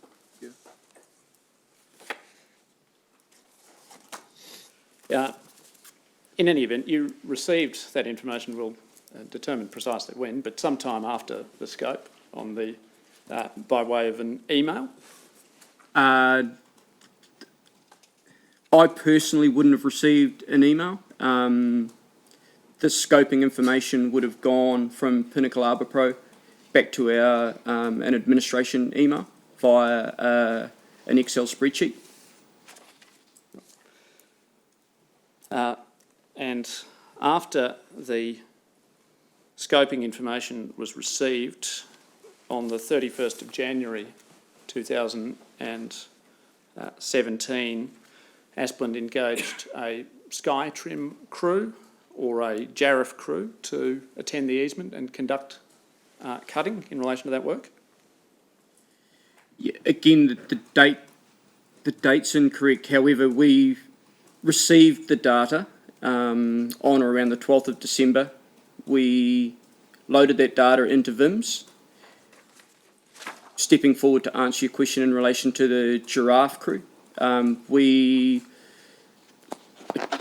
deployed a giraffe crew, being Asplund internal employees, on, I think the first commencement date was the 31st of January. Yes, I think that's the date I used, but Sorry.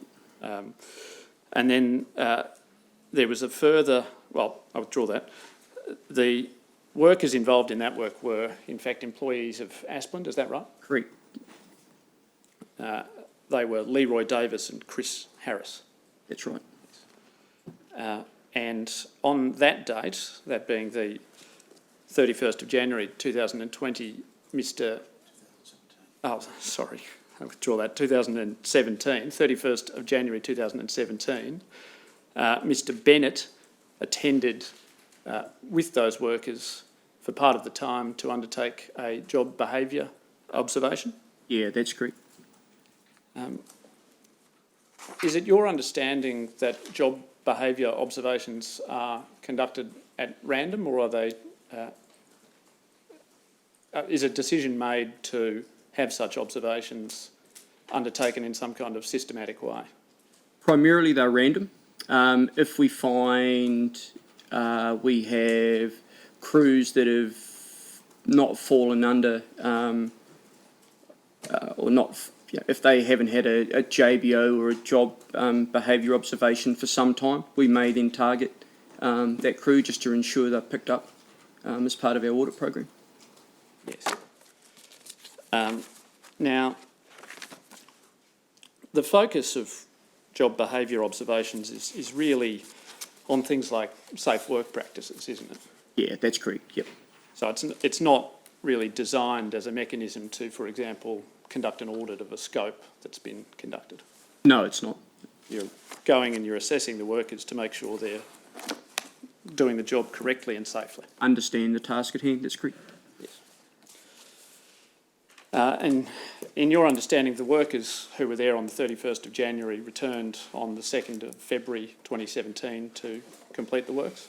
That's right, correct. And then on the 7th of February 2017, a switching request was issued in relation to the spans between 39 and 40. That's correct. That's poles B and C, and there's a note that a climber was required to perform that work. Can you indicate for us what that means? So in this instance, I'd believe the giraffe crew would have not had the reach to be able to safely remove the impediment. So our giraffe crew has a maximum height of 75 foot. Right. So this defect, or part of the defect, it was obviously above 75 foot, so we required a climb crew to basically be able to safely remove that impediment. And the outage was ultimately scheduled for the 24th of October 2017? That's correct. And to the best of your understanding, work is attended on that day from Gibbon Tree Services That's correct. and completed the works. That's right. So that's work that was required or identified as requiring attention on the 11th or 12th of December 2016. Correct, as part of the initial scope. So the completion of those works on the 24th of October 2017 would be well outside the minimum or maximum rectification periods that we were discussing before. It was not within the A1 to A4 space, correct? Now, can I take you to BMK2 of your statement? So it should be in volume 16. And page 6502. This is it not the... I should get you to look at the front cover of that first. Is that the 2019 variation to the contract with Essential?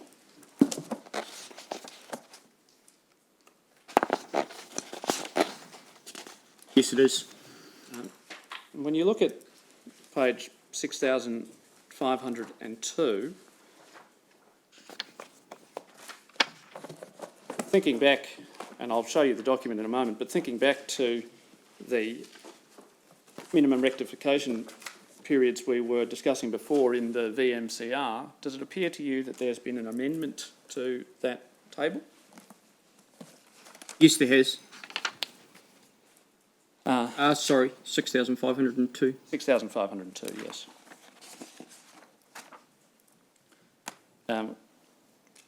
And is it the case that rather than requiring a Tier 2 defect to be remedied within 1 month unless subject to risk assessment up to a maximum of 6 months, the requirement as of 2019 onwards is simply subject to risk assessment that Tier 2 defects be remedied within 6 months?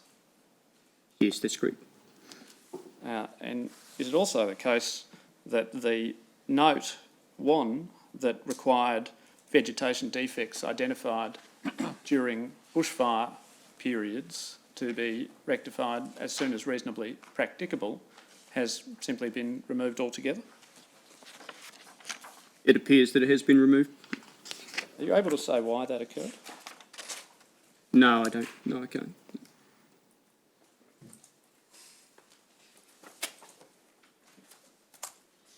And over the page, there have been some changes also to the Tier 1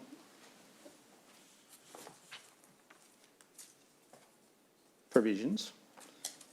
And in essence, the notes have been removed such that there is no longer a requirement to, for example, rectify A4 or A3 defects as soon as reasonably practicable when they are identified during a bushfire danger period.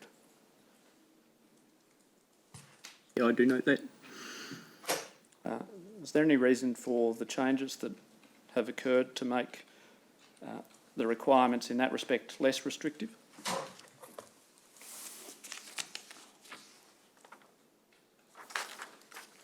No, I can't recall the exact detail or the requirements for that. So.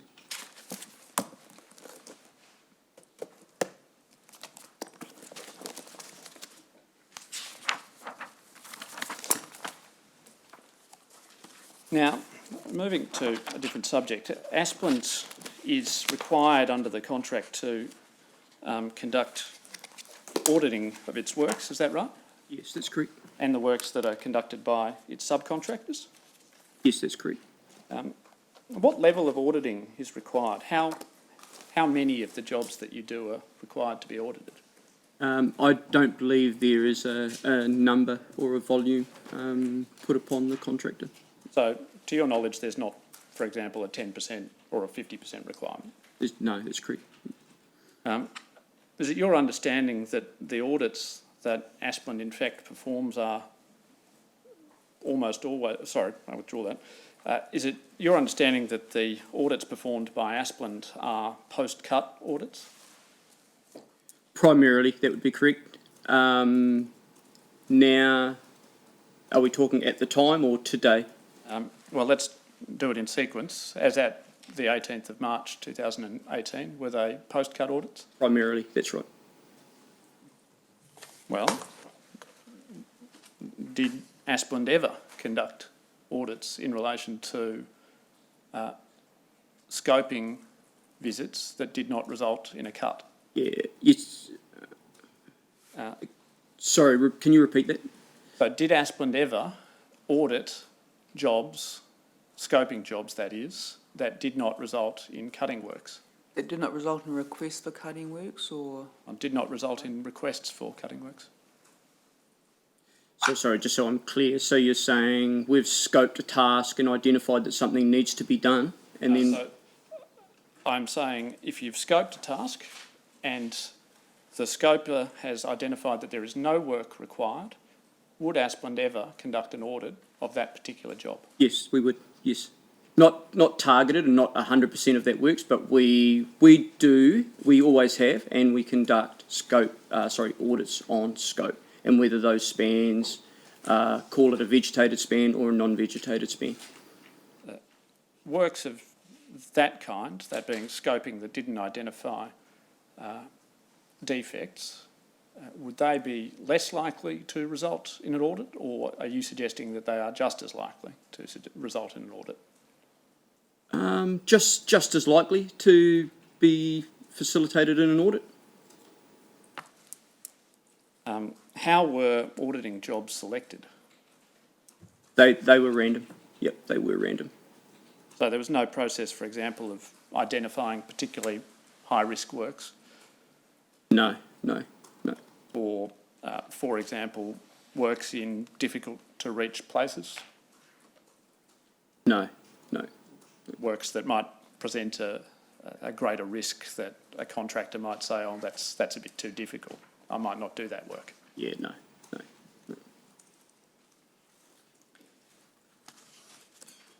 Now, you're aware that on the 20th and 21st of April 2020, a Mr. Stuart Donlan conducted a number of audits in the VBEGA 1533 area. Is that right? We're talking here the audit on the scope, I think. I should have said April 2017, I should say, yes? Yep, that's great.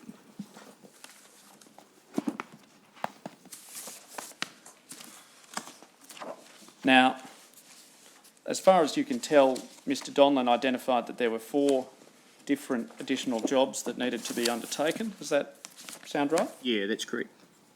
But none of those jobs were within the area of this particular easement? Not within the easement, they were within the VBEGA 1533. Yes. So there's no record that you have available to you, for example, to confirm that he in fact audited this particular easement when he was auditing the 175 spans in the VBEGA 1533 area? Not as part of my statement, no, I don't. Now, you're aware that the reason for that auditing, I withdraw that. What was the reason for that auditing? We were receiving feedback from a number of crews that, for whatever reason, incorrect crew types were being put against some tasks. So crews were going to a job, say with a 15-metre EWP, and weren't able to reach the defect. So we then have to send a second crew with another site visit with a bigger or larger tower. When you say a 15-metre EWP, do you mean an elevated work platform? Yes, sorry. No, that's fine. Sorry. Just trying to get the technical details right. So, in essence, jobs were being identified, but insufficient information was provided to allow for arrangements to be made for the jobs to be correctly addressed. And resulting in multiple site visits, that's right. So, in essence, you were needing to do more work than you should have. No, more site visits, so, yeah. That suggests to you, does it not, that the scoping that was being performed that led to this audit being conducted wasn't being done properly?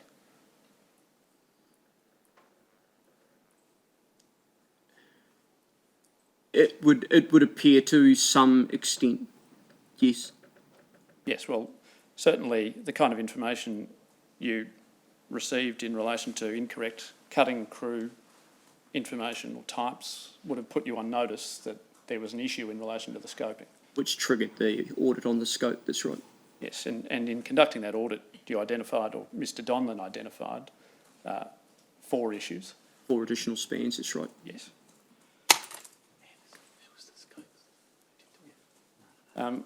And those spans, did they relate to work done by Mr Jonas or some other scoper?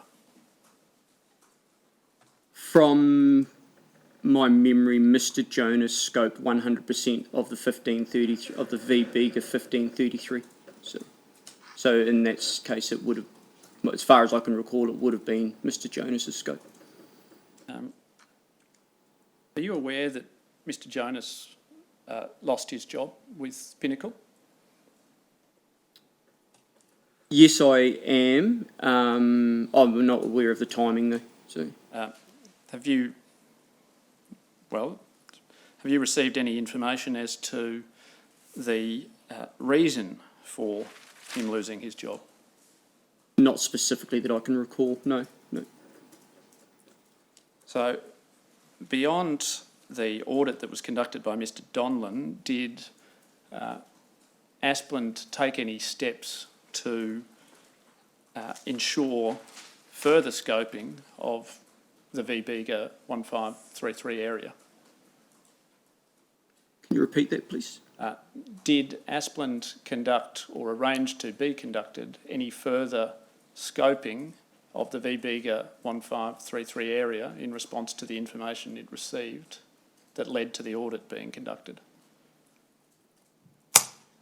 If I understand the question correctly, we undertook a 100% rescope on the VBEGA 1533 and a number of other vegetation maintenance areas in the Bega area. When you say a 100% rescope, are you referring to the work done by Mr Donlan or...? No, sorry, the original work scoped by Mr Jonas. I might be misunderstanding the question though, I think. So who did that work? The rescope? Yes. Stuart Donlan. Yes. Mr Donlan, well, previously you said to me that we couldn't be sure that Mr Donlan had in fact visited the easement, for example.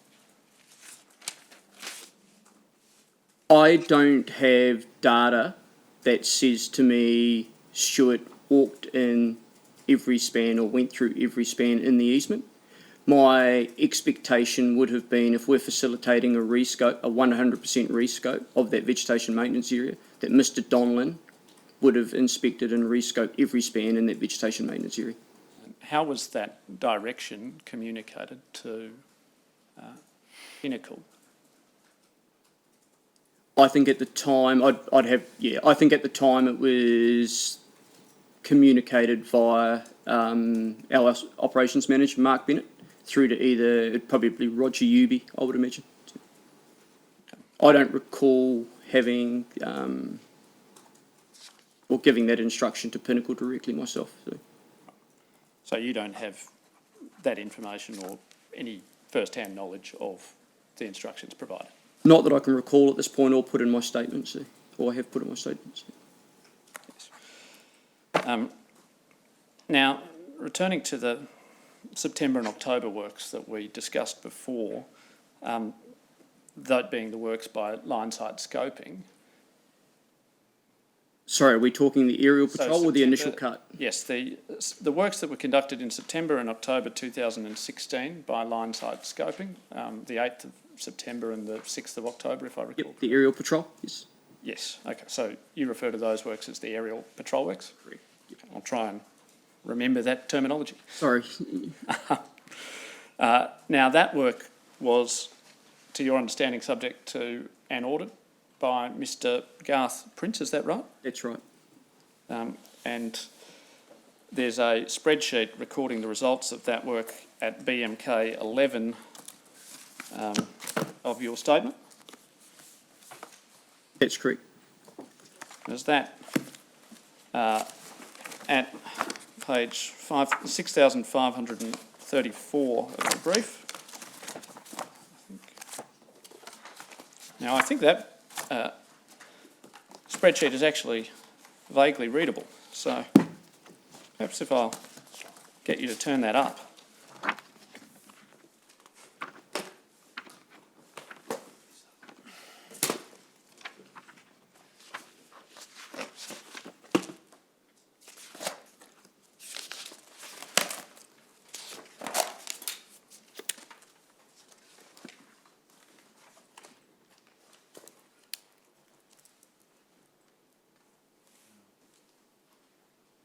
Now, that particular spreadsheet simply says that the works were okay Correct. in column H, That's right. and there's no specific provision made in that audit spreadsheet for an assessment of the type of defects or types of works conducted. No, there's not. No. I believe that spreadsheet is a filtered spreadsheet, and it forms part of a larger audit, but I'm confident that that's filtered to this, what is filtered to the two spans in question. So an important question, to the best of your knowledge, was the spreadsheet filtered by row, or were any columns omitted? It looks there, it was filtered by row. So all of the columns and all of the information contained in the spreadsheet originally relevant to these two particular spans are there. Well, they're filtered from BMK 12, which is over the next tab. Yes, you're quite right, Neil. Yes. But are you saying that there's even No, I'm just making sure. more? No, I'm just asking. Are you saying there's another table or another spreadsheet that identifies what the actual work was? No, Your Honour, it was just the point that this spreadsheet's filtered, and it, as you correctly identified, is in BMK 12, I think, is the remaining portion of that audit.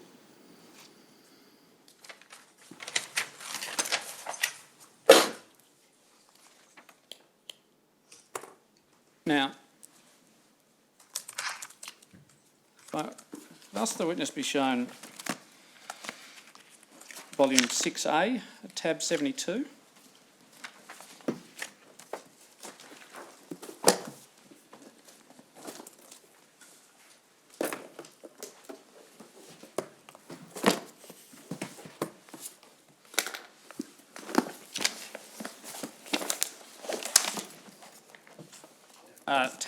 So page 2,432. This is the contract. What volume do you think that's in? 6A, Your Honour. No, 6 notes. Oh, sorry, 2,342. Yes, 2,432, I should have said. Behind tab 72. Mine only goes up to 2,378.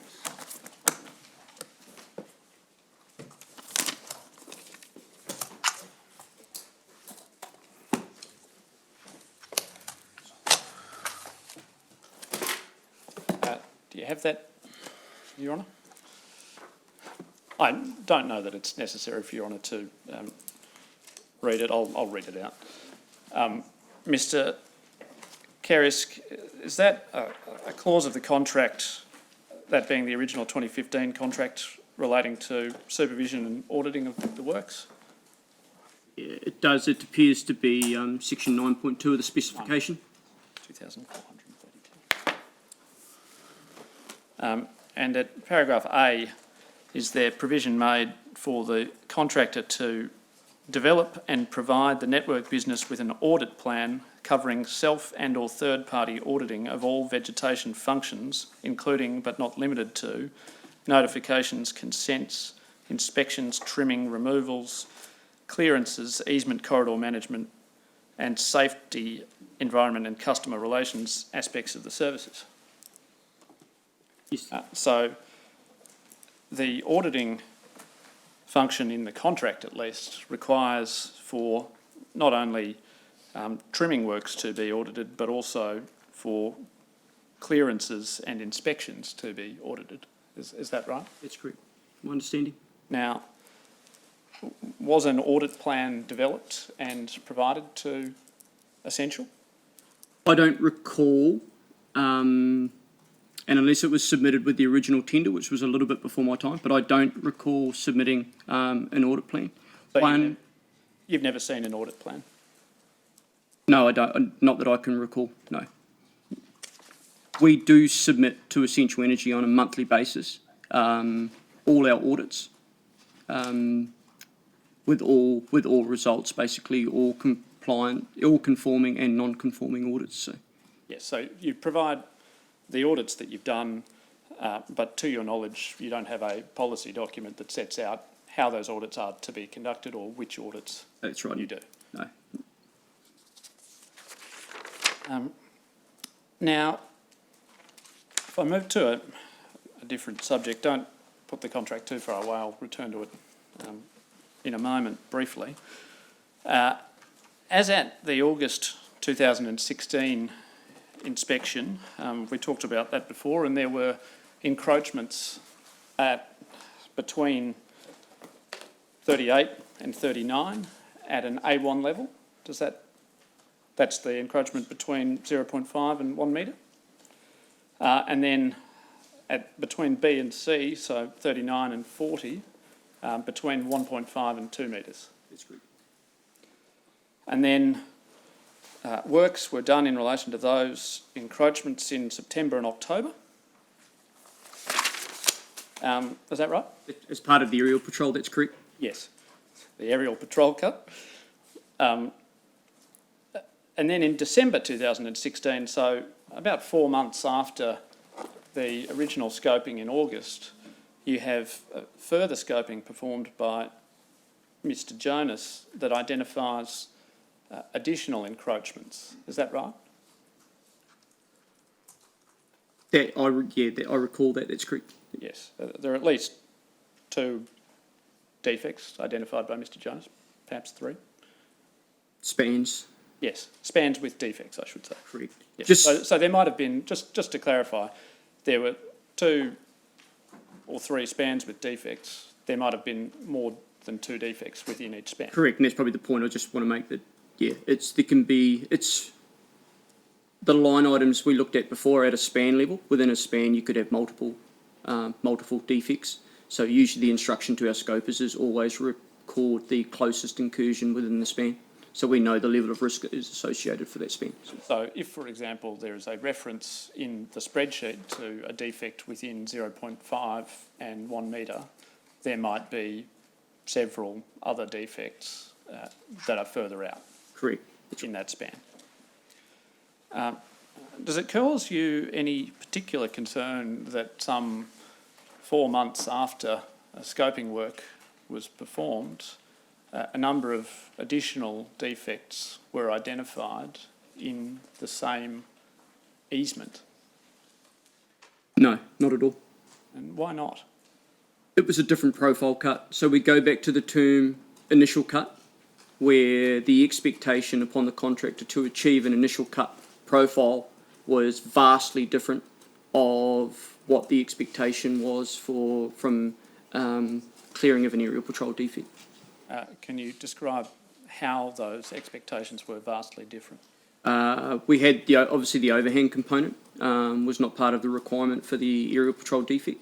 Category 1 vegetation within the span was not part of the requirement for the aerial patrol. Basically, an aerial patrol is a pre-summer bushfire inspection type program, so it is to address the immediate or urgent risk within that span leading into a bushfire season.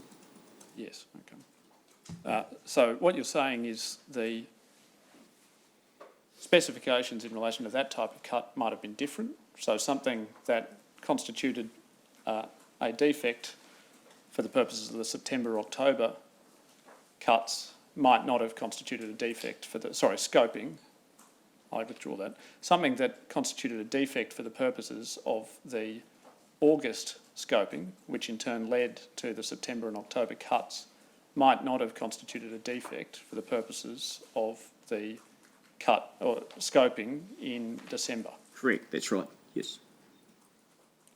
But there's nothing in the information that's contained in that spreadsheet, for example, to confirm that those defects were not of a type that should have been identified in the earlier scoping.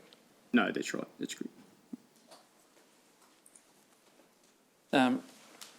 If I could turn briefly to the topic of training of your subcontractors, or the qualifications of them. It's your understanding that before Aspland can subcontract works, is it that there are some arrangements that need to be entered into with Essential? That's right, yeah, we need to advise Essential Energy, that matter. So. And what do you need to advise them of? That basically we would be going to engage the services of subcontractor X. Okay. And we've obtained insurances. That was probably the level of detail. So, do you have to provide Essential with any information in relation to the qualifications of those persons? as part of the notification that we're going to engage the services of subcontractor X, no, we don't. But for purposes of getting subcontractor X's employees onto the network, we have to individually reauthorise each of those individuals. That's right. And what does that reauthorisation process entail?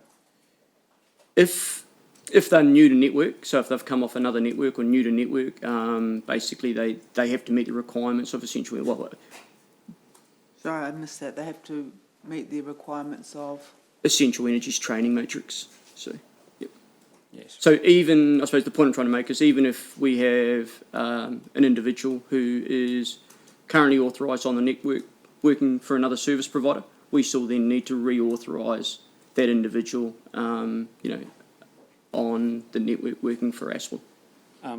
If you can take up the folder containing the contract again, that's at volume 6A. If you could then turn to page 2402, it's behind tab 72.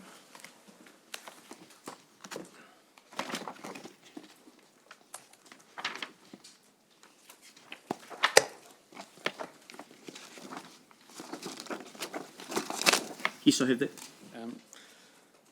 At 4.4.4, there's a clause headed authorisations. Do you have an understanding of what that clause requires? Yes, I do. Yes. Is that the authorisation process that we were discussing a moment ago? That's correct. So when it says authorisation is to ensure compliance with the current training matrix, are you aware of what that's referring to? Yes, I am. Yes. And what is that? It's basically Essential Energy's training matrix that basically identifies minimum training requirements for individuals to be authorised onto the network, and in relation to specific roles those individuals may be undertaking. If you turn to page 2444, is that a copy of the training matrix as it's at the time of the contract?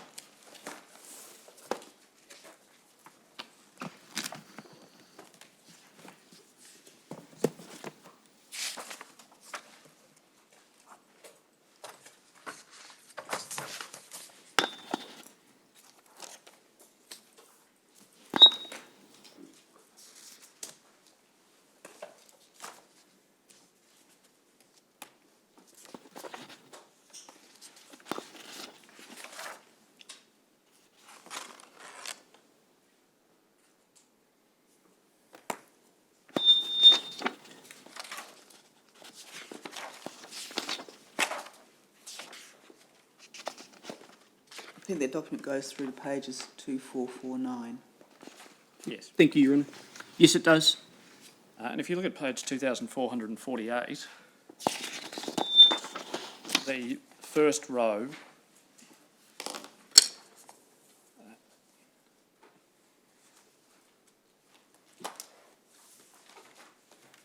sorry, 2448.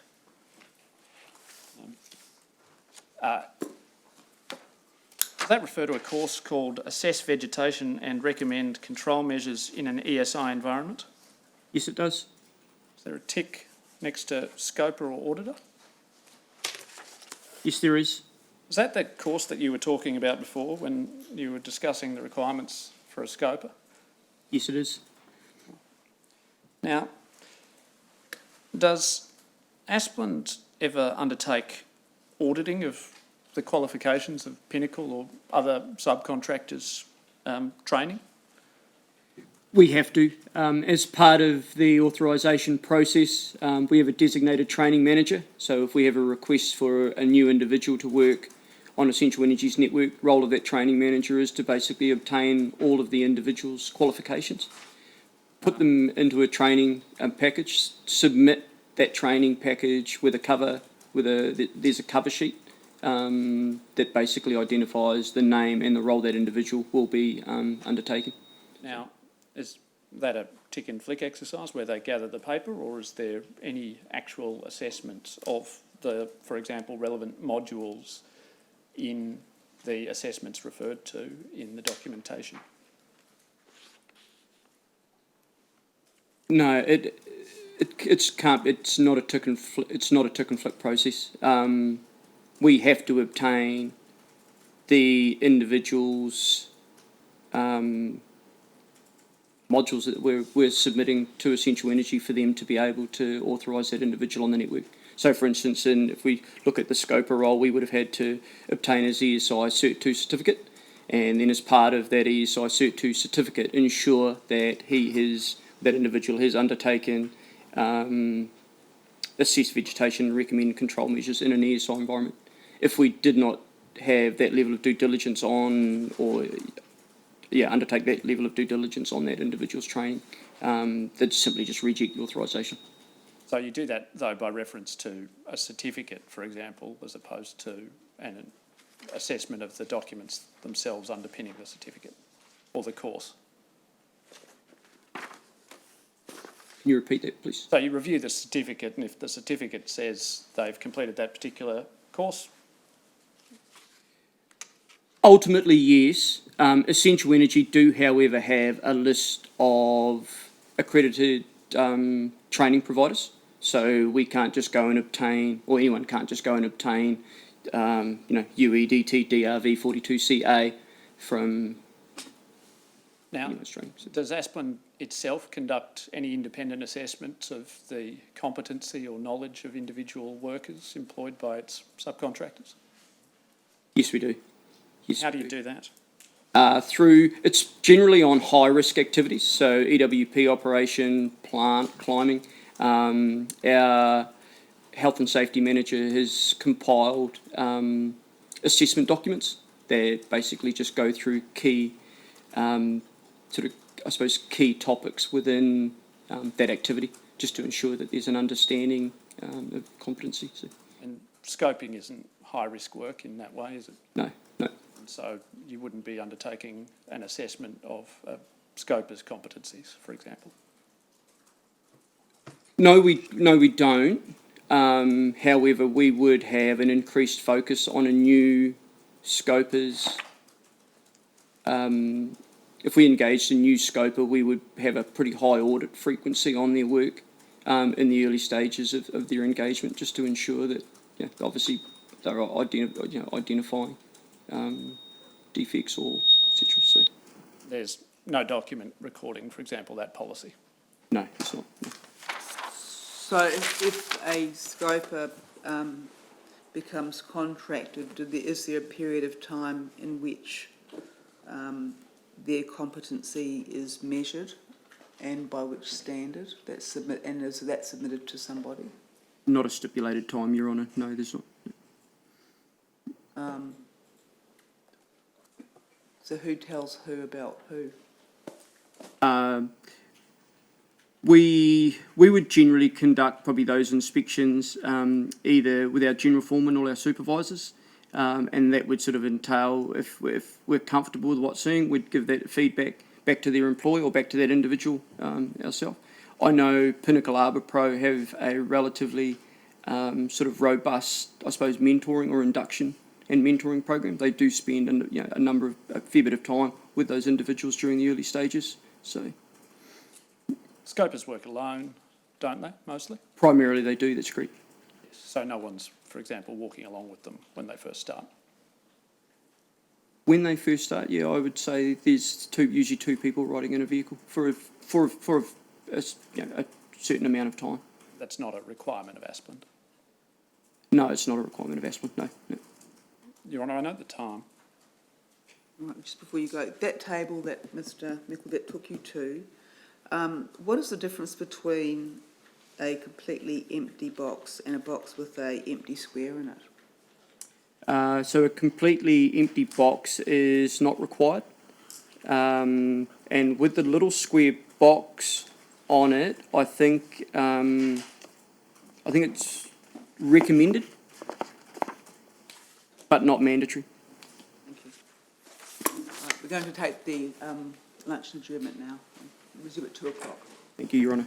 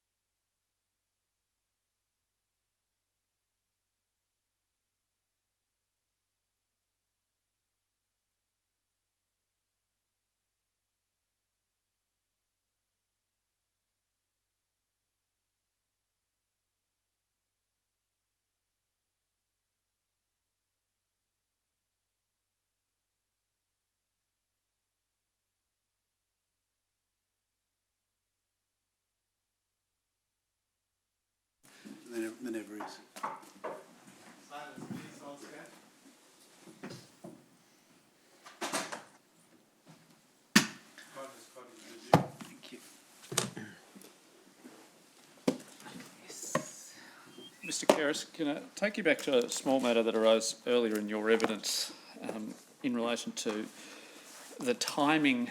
Oh, Sorry. sorry, I'll start again. Can you hear me now? Yeah, thank you. I apologise for that. Can I take you back to a matter that arose earlier in your evidence in relation to the timing of the receipt of scoping information from Mr. Jonas and Pinnacle in relation to the 12 December 2016 scoping visit? You'll recall that you weren't sure, were you, that that information was provided to Aspland on the 9th of January 2017? Yeah, that's right. I'd have to look at our records. Was it the 9th or 19th? Sorry? Was it the 9th or 19th? 9th. Can I ask, when Your Honour's court officer returns, that the witness be shown volume 7? You volume 7 there? Or perhaps it's up on... Can we get volume 7, tab 75, page 2685 on the screen?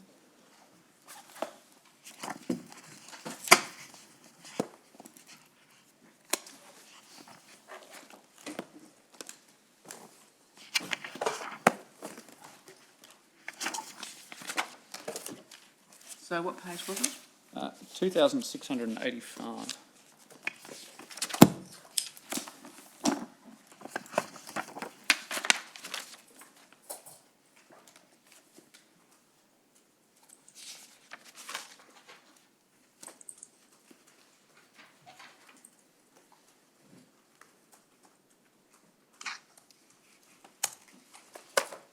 If you look down at, there appears to be an extract from an email from a Roger Uabe. How do I pronounce that, by the way? Ubi? Ubi. Does that appear to be an email setting out?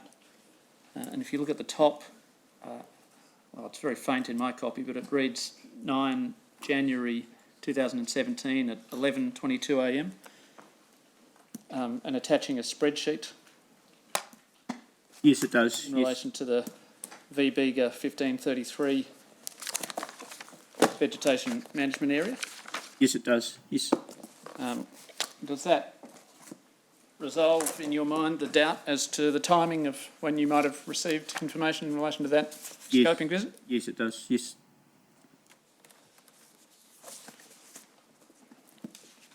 Can I now ask that the witness be shown volume 15?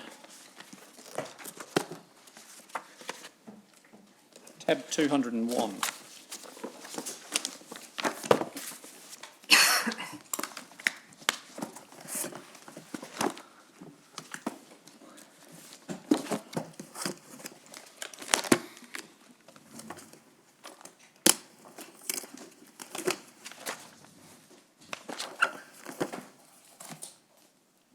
(209)? 201, please. Okay.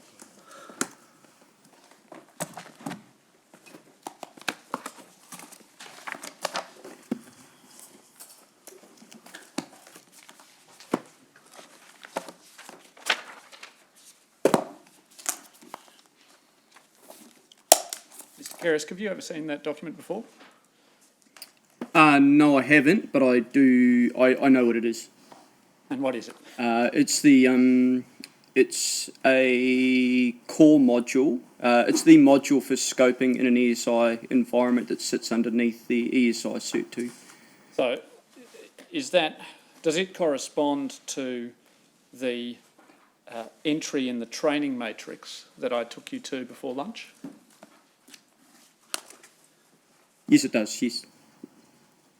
Can you look at the second page of that document, so page 5802?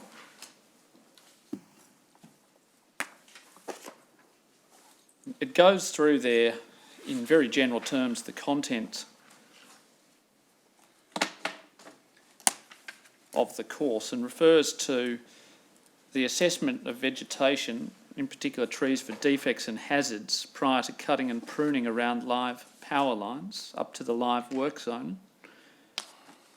And then in the second paragraph, there's a reference to the preparation of risk control measures that encompass job safety assessment and compliance with regulatory bodies.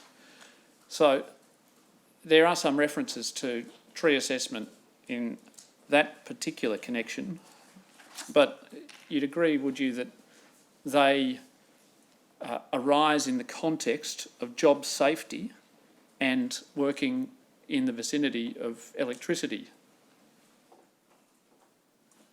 It references that in that second paragraph, yes.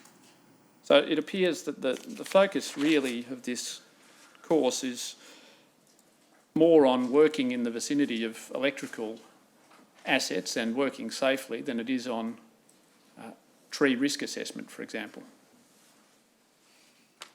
Yes, it does.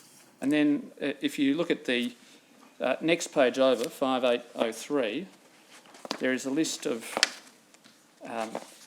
various modules that goes over the page. The first set of modules, which I won't trouble you, they all relate to the preparation and planning to conduct assessment of vegetation and recommend control measures for work near live electrical apparatus.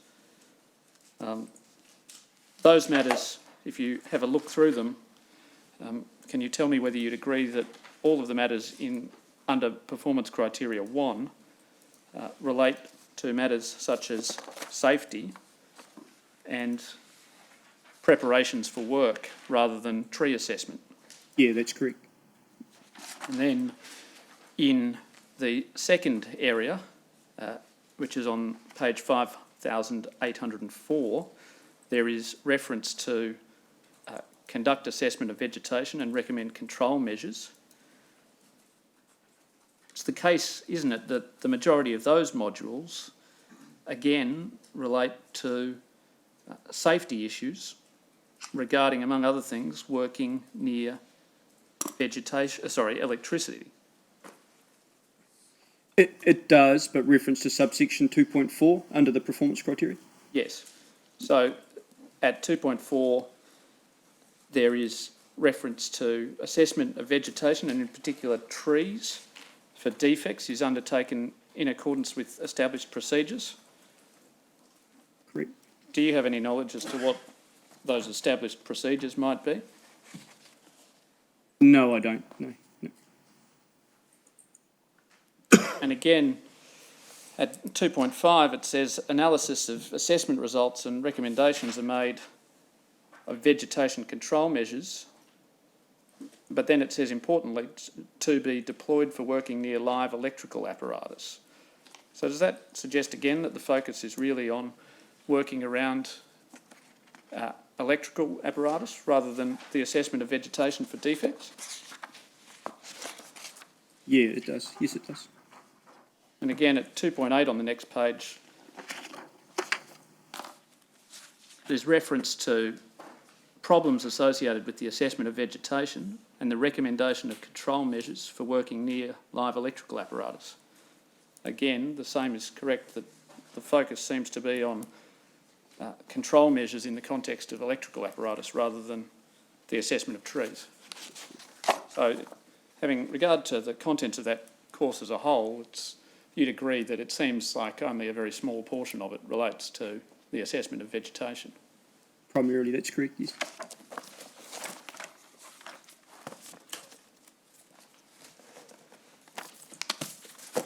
Now, on the 5th of July 2019, Essential requested, did they, Aspland to ensure that any registered training organisation engaged by Aspland delivered modules on vegetation. I withdraw that. Deliver this particular module, that being access vegetation and recommend control measures in ESI environment covered topic environment, covered topics, including, in particular, the assessment of hazard trees and defects in those trees. Yes, that's correct. And subsequent to that, did you receive a letter from an organisation called Power Safety Training? Yeah, I did PST, yes. And do you remember what that letter said? It basically confirmed that training that PST had provided, I think going back to November 2017, had included these 4 additional modules that sat under our ESI Cert 2 assess and recommend vegetation, had been facilitated. What were those 4 additional modules? I've got it in my statement. I think it was monitor tree health, assess hazard trees in an electrical environment. I'd need to refer to my statement for the other 2, to be honest. Okay. But they were targeted specifically around hazard trees. And that occurred as of November 2017? The correspondence I received back from PST identified that they had included those 4 modules from November 2017, yes. So prior to November 2017, those modules weren't included Correct. in the relevant training course? That's right. So there may not have been, for example, a assess vegetation component of that course prior to November 2017? I think there would have been an assess and recommend control measures, but those 4 additional modules that were in that communications letter were not did not form part of the content for that module. Yes. And the other subcontractors, for example, Pinnacle, to your knowledge, didn't use power safety training? They do for some of their employees, but not all of their employees, that's right. So, for example, Michael Jonas, he received his training through an organisation called Interlink, is that right? That's correct. Can I turn to ask you briefly about LiDAR data? You've talked about that in your statement. In addition to the initial cut, Asplund was required, of course, to perform a maintenance cut in the VBEGA 1533 area, and we've discussed that. And that cut was required, or that scoping work was required to be performed in January 2018? Was the cut required to be performed by then, or was it the scoping that was required to be performed? It was scheduled for January 18, so that we always treat those dates as the cut dates. Right, so the idea was you would complete your responsibilities by January 18. Sorry, can I ask you? Correct, sorry, I thought you were leading. And in order to complete your responsibilities by January 18, you would have to do scoping sometime before that so that any cut could be completed by that date. That's right. Now, Asplund had developed a practice, of waiting for LiDAR data to be received before engaging in scoping works on the ground. For the maintenance cyclic cuts, it was basically the practice that those maintenance inspections would be formed off the basis of using LiDAR data. That's right. And why was that? I suppose to reduce multiple visits to vegetation maintenance areas. It provided, I suppose, a high level of accuracy to the data. It was used as a warranty and auditing tool by Essential Energy to, suppose, measure contractor performance. And so you essentially, though, wanted to avoid a situation where you do a scope and a cut only to receive LiDAR information suggesting that further scoping or cutting was required. Correct, yep, within the same year, that's right. Yes. But of course, you'd only receive such LiDAR information showing you that further cutting was required if the first scoping and cutting exercise wasn't done properly.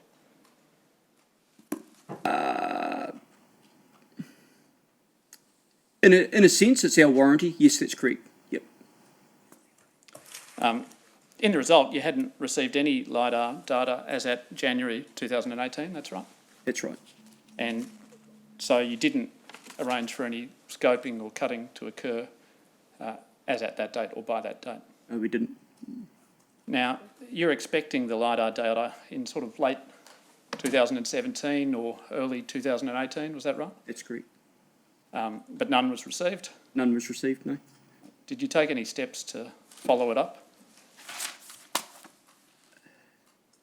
No, we didn't. It would have formed a basis of our weekly operational meetings with Essential Energy, but yeah, no, not as a formal follow-up, no. And you hadn't received any LiDAR data as at the date of this fire on the 18th of March 2018? No, we hadn't, no. So would you wait indefinitely for that LiDAR data?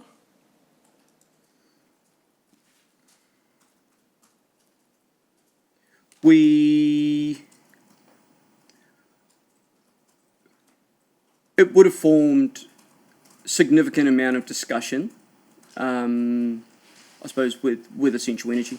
It would have formed a lot of discussion at our weekly and monthly meetings. So.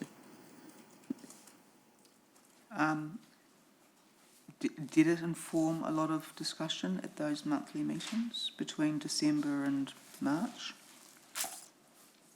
I recall it being discussed in the meetings, Your Honour, from December through to March, April. I think, if my memory serves me right, Your Honour, we received the data in maybe been late April or early May. And what was the reason that it hadn't been provided before then? I'm not too certain of what the delays were. I think, I'm not too sure. I don't recall. I know the data's got a flight date of December 2017 in the data set from my recollection. So during the course of those discussions with Essential, did you say to them, look, or something to the effect of, we are awaiting this data in order to inform our scoping? I would have made mention to Essential Energy along those lines. The issue for us is that we receive our LiDAR data late or closer to declaration. The closer we get to declaration, we have a high volume of work to... Sorry, when you say declaration, can you assist us with what you mean by declaration? The bushfire declaration date of 1 October. So I suppose the later we receive that LiDAR data, it creates a peak workload for us leading into winter, through the middle of winter, leading into bushfire. So then we have a peak workload with that. We then have our ongoing initial cut, our urban 12-month rolling programs to complete and deliver. So I suppose the more, it definitely would have been discussed and mentioned because it creates us operational issues that later in the year we receive that LiDAR data. So this is data in relation to a scan that's being undertaken in December. You're expecting the data in December or January. That's already well into the bushfire season, isn't it? It is. And if you don't receive it until April or May, that's well after the bushfire season. Or before the next bushfire season. Or before the next bushfire season. But, Correct. But you've missed one entirely. Yes, that's correct.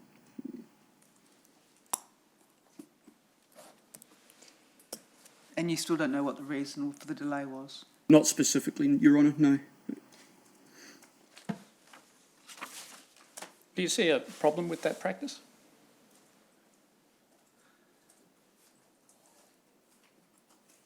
Yes, I do. Yes, I do. And what's that?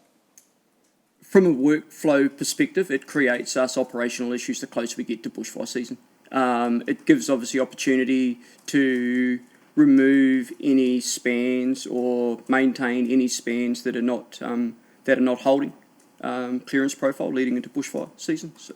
When you say operational issues, would that include, for example, an enormous influx of work at about the same time that meant that you weren't able to attend to defects that were identified in a way that accorded with the urgency associated with those defects? It creates issues with the maximum rectification with the MRT deadlines associated with those defects, but it just becomes a resourcing issue, for us. So in essence, if you wait and you don't conduct your scoping at the time you would ordinarily, you might not be able to attend to a Tier 1 defect or a Tier 2 defect in accordance with that table that we've talked about at length, the defect rectification tables. Without a significant resource adjustment, that's correct.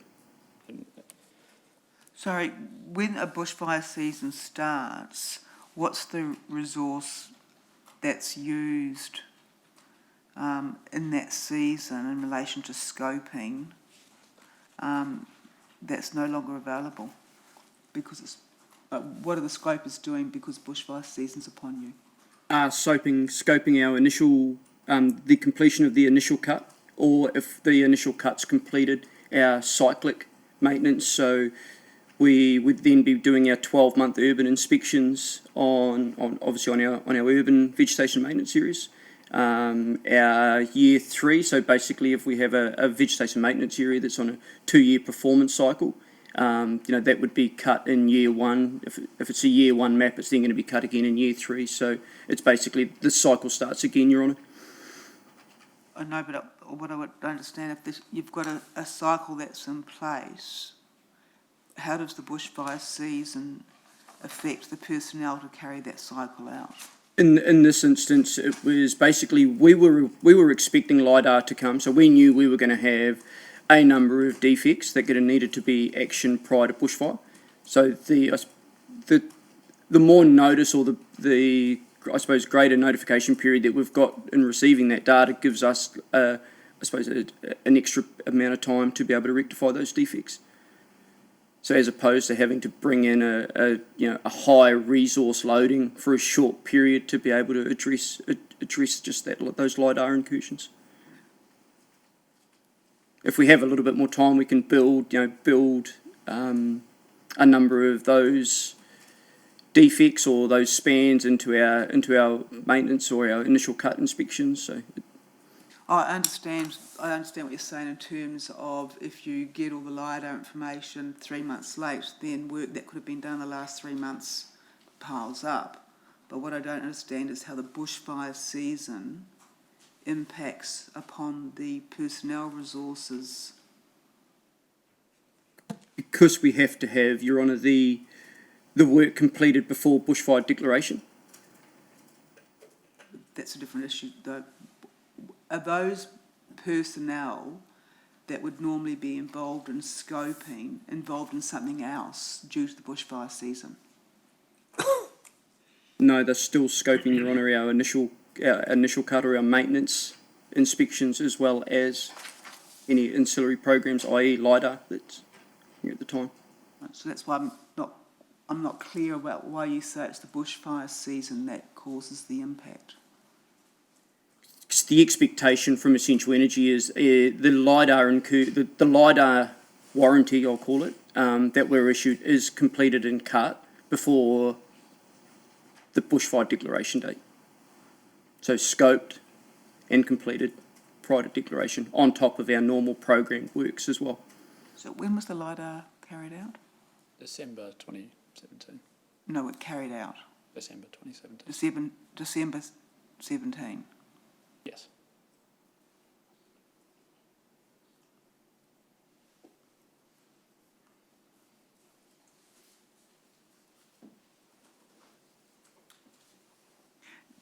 Did Essential Energy realise, as far as you're aware, that you wouldn't then start your steps until you'd received the LiDAR information?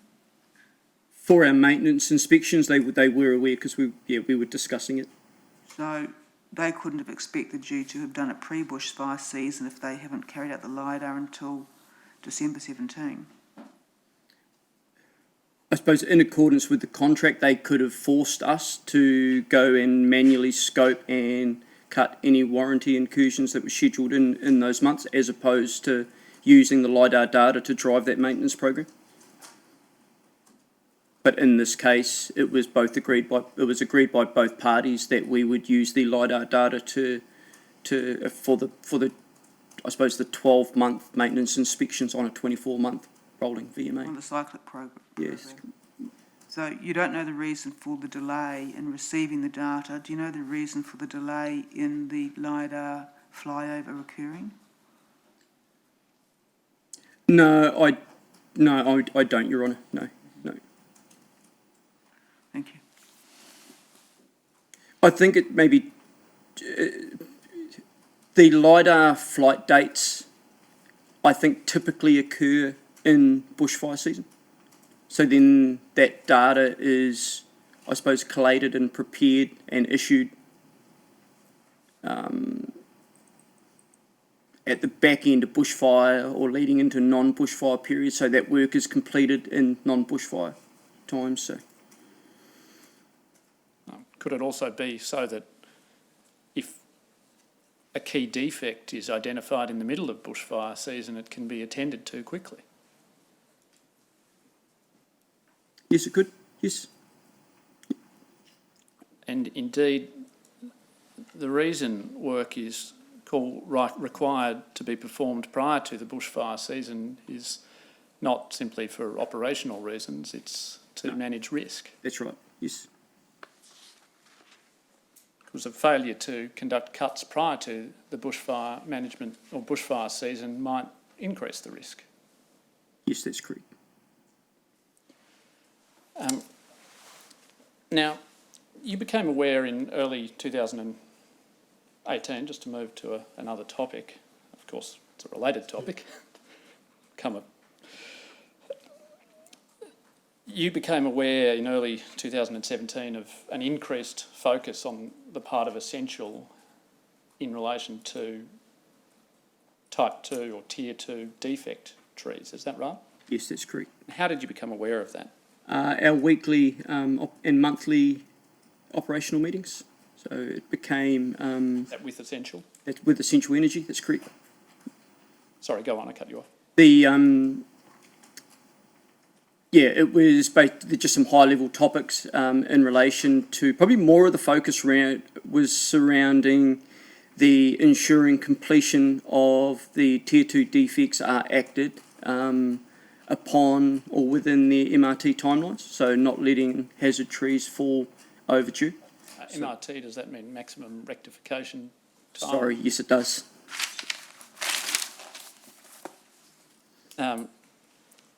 So in essence, in those meetings with Essential, Tier 2 defect trees became a focus and began to be discussed regularly. That's correct. Is that to say that they weren't discussed regularly before? Not as regular as what they were starting to be discussed in the later stages of 17 and early 18, that's right. Is it fair to say that before the focus had been on Tier 1 defects or clearance? Yes, that's correct. Now, as of about March 2018, Asplund and Essential introduced a different policy or practice when it came to Tier 2 defect trees, is that right? Can you elaborate a little? At about March 2018, there was at least floated the idea of I think it was called a discretionary services agreement smart sheet. Yeah, that's correct. So I suppose the improvement that was implemented in March 2018 became the handling of Tier 2 defects that had been identified.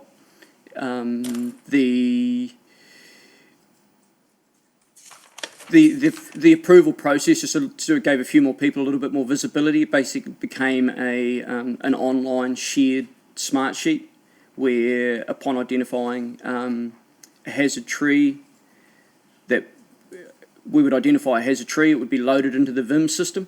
We would then extract that hazard tree out of VIMS. We would then put that data into Essential Energy's smart sheet. By this time, at 2018, or just thereafter, we had, a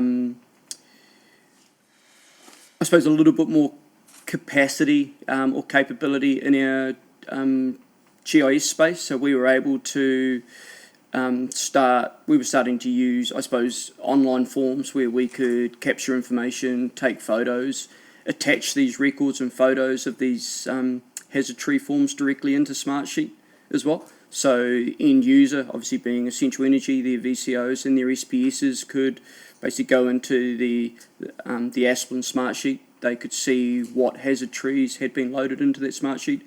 They could then go to a link that took them to basically a photo that was attached in our hazard tree assessment form. So there was, in essence, a significant improvement in the way Tier 2 defects were identified and communicated up the chain. I wouldn't say identified. The way the data was handled and managed, we were still identifying Tier 2 defects as part of our everyday practice. However, we were probably able to manage that data a lot better with the implementation of smart sheets and our hazard tree assessment forms as well. Well, it's the case, isn't it, that that change in process and the increased focus on Tier 2 defect trees was driven, in part at least, by a recognition that a number of Tier 2 defect trees were not being identified.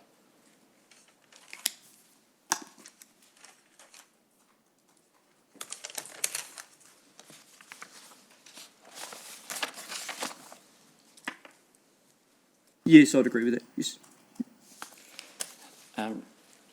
Now, that new practice that we've talked about, the use of the discretionary services, I'm sorry, I've forgotten the acronym now, Services Agreement Smart Sheet, was first began to be introduced in March, but it of course hadn't been rolled out by the time of this particular fire, had it? No, that's right. And indeed, meetings and information sessions with contractors and their employees were still being held in about July and August of 2018, is that right? In relation specifically to Tier 2 defects? Yes, in the use of this system. Yes, that's right. Yes. So, if I've got this right, Asplin and subcontractors, or Asplin and or subcontractors of Asplin were in the span, that being the span in the easement in this case, for either cutting or scoping on the 17th of August 2016, that being a scoping visit, the 8th of September 2016, that being a cutting visit, the 6th of October 2016, the 12th of December 2016, that being another scoping visit, the 19th of January 2017, that being an audit visit, the 31st of January 2017 and 2nd of February 2017, those being the cutting by Asplin and the job behaviour observations on the 31st of January 2017 by Mr Bennett, and then the 24th of October 2017, and also possibly on either the 20th or 21st of April 2017 for the purposes of an audit. Does that sound about a fair summary? The last date you just referenced there was that the reference to Stuart Donlan's rescope? Yes. So there's one you've missed, and that was Essential Energy's scoping of the aerial patrol defect in August 2000 and actually it may have been late July 2016. Late July. Well, that's so before the August 2016 date. So I'm asking from August 17 August 2016 sorry, onwards. I might have my year.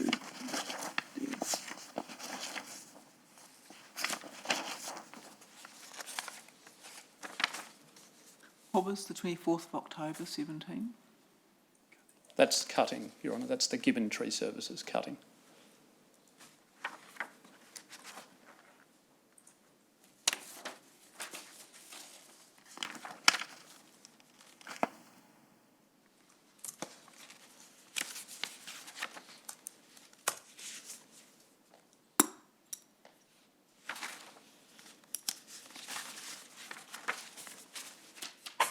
So the one that I think's missing from your timeline there is from the aerial patrol to obviously Essential Energy received the aerial patrol and then sent the VCO from Bega into the span. So I'd You probably indicate refer to me- to paragraph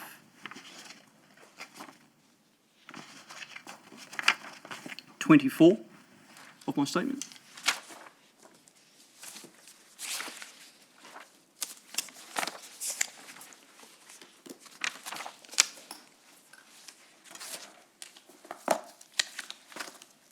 So if there was in fact a visit in that time, it was before August 2016?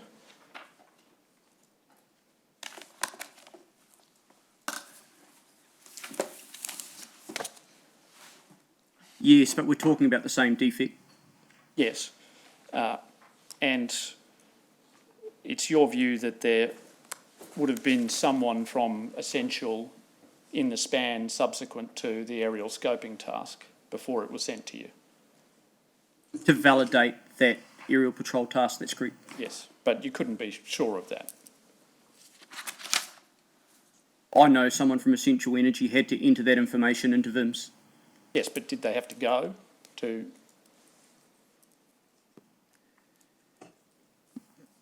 Technically, no, they probably did not. No. Anyway, in any event, if we say from the 17th of August 2016,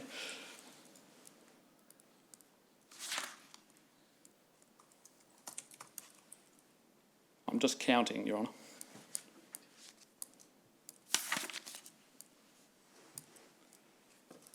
So there's either 8 or 9 visits, depending on whether Mr Donlan went, to the easement in that period of time. Correct. And there's no Tier 2 defects identified. No, that's correct. Does that cause you any concerns, knowing what you now know about this case, including that 4 trees fell across power lines into the easement? From what I know now, and hindsight's a fantastic thing, Yes, of course. I'm not going to sit here and say it doesn't raise any concern looking at hindsight. But I think you make the point there of how many visits did you count again, sorry? I had either 8 or 9. So, and that's excluding, let's call it Mr. Worley's visit in August, all the lines crew that facilitated all the switching and helped with erecting earths in that time. There's been a lot of foot traffic through that span in that period, and not one person has identified a Tier 2 defect. And doesn't that suggest to you that there's some problem with practices in relation to the identification of Tier 2 defects? Were the defects visibly or were they practically visible? It's, yeah. Looking back in hindsight, and being again hindsight is a pretty good thing.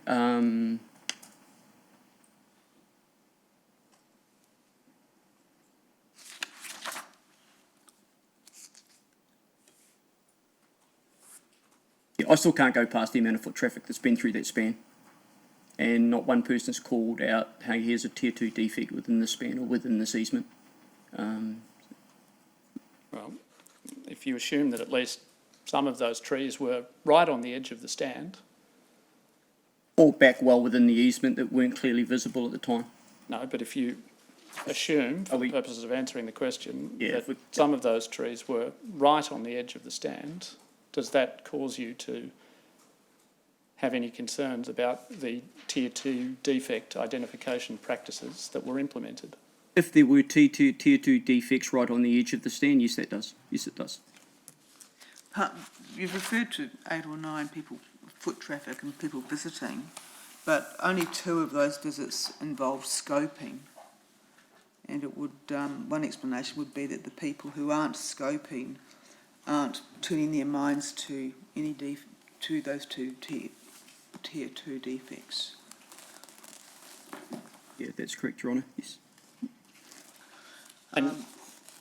Is there any inherent training where people are asked to keep those Tier 2 defects in mind if they are attending for a purpose other than scoping? It's regularly it's communicated through our people, and it's not always scopers who will raise a raise a tier 2 defect. We've got we do have cases where a crew will be within a span, within an easement, and they'll call an operations manager or a general foreman and say, hey, there's a tier 2 defect in this span that we think someone needs to come and have a look at. So, you start putting elevated work platforms into easements or climbers into trees, into easements. You get a different perspective and view within that span, and things start becoming more and more clear and more apparent. So it's not just scopers who always will call out or identify a tier 2 defect. And just to be clear, so there's no misconception, it's the obligation to identify tier 2 trees isn't limited to an obligation to identify trees that are right on the edge of the stand, is it? No, that's right, that's correct. It extends, for example, to the identification of trees that are readily visible. That's correct, or pose a full threat to the network. And it's possible that trees might be readily visible quite a ways into the stand, for example, because their crown extends well beyond other trees. Yes, that's correct. Those are my questions, John. Mr Chaney? No question. Thank you. Mr Goodman? I was proposing to go Oh, sorry, you further are. down, Your Honour. You are too. Mr Newton, do you have any questions? No questions, Your Honour. Right.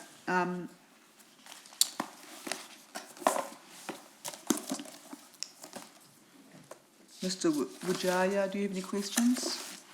No, Your Honour. Mr Lloyd? No, Your Honour. Mr Smythe? Thank you, Your Honour, no questions. All right. Mr Goodman? Thank you. Mr Kerris, you were asked towards the end of the questions from a friend to assume that there was some trees right on the edge and whether that would cause you some concern. And your answer was that that would cause you some concern. My question is this: were you assuming, in answering that the defect in those trees was clearly visible? Yeah, it was. The way I interpreted that question was that we were assuming there were tier 2 defects on the edge of the easement.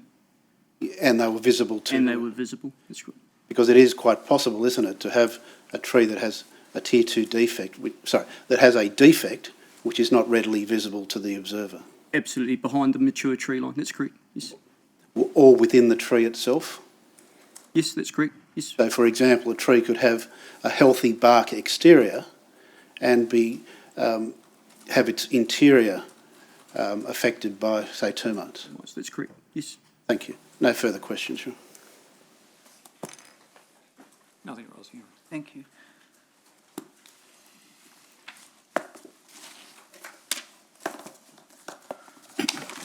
All right. Thank you very much for your evidence and attendance to the inquiry. It's been very helpful, and you're now excused. Thank you, Your Honour.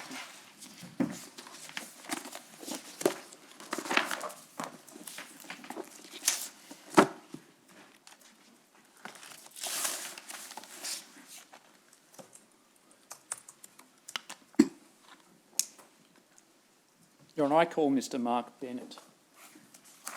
He's on AVL. Thank you.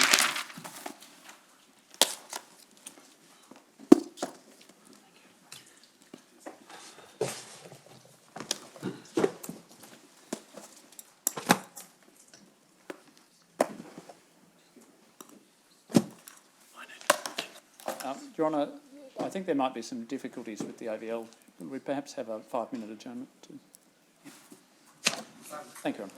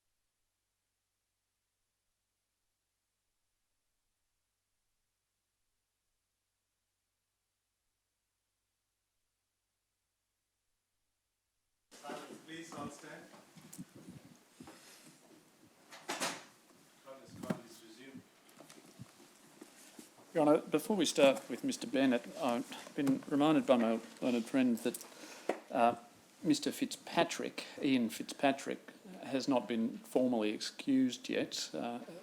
We have no further questions for him, and I understand my friend has no questions, and in those circumstances, Your Honour, might Your Honour formally excuse Mr Fitzpatrick? Yes, he can. Yes, he is. I'm getting him confused with Mr Fitzgerald. Yes, Your Honour. Last witness on Friday. Yes, yes, thank you. Mr Fitzpatrick, that's right. We did, I remember.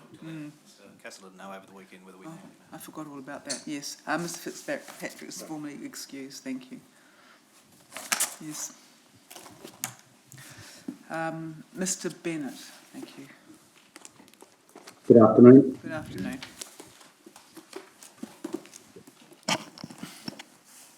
Mr. Bennett, do you swear by mighty God the evidence that you shall give be the truth, the whole truth, nothing but the truth? If so, please say I do. I do. Thank you.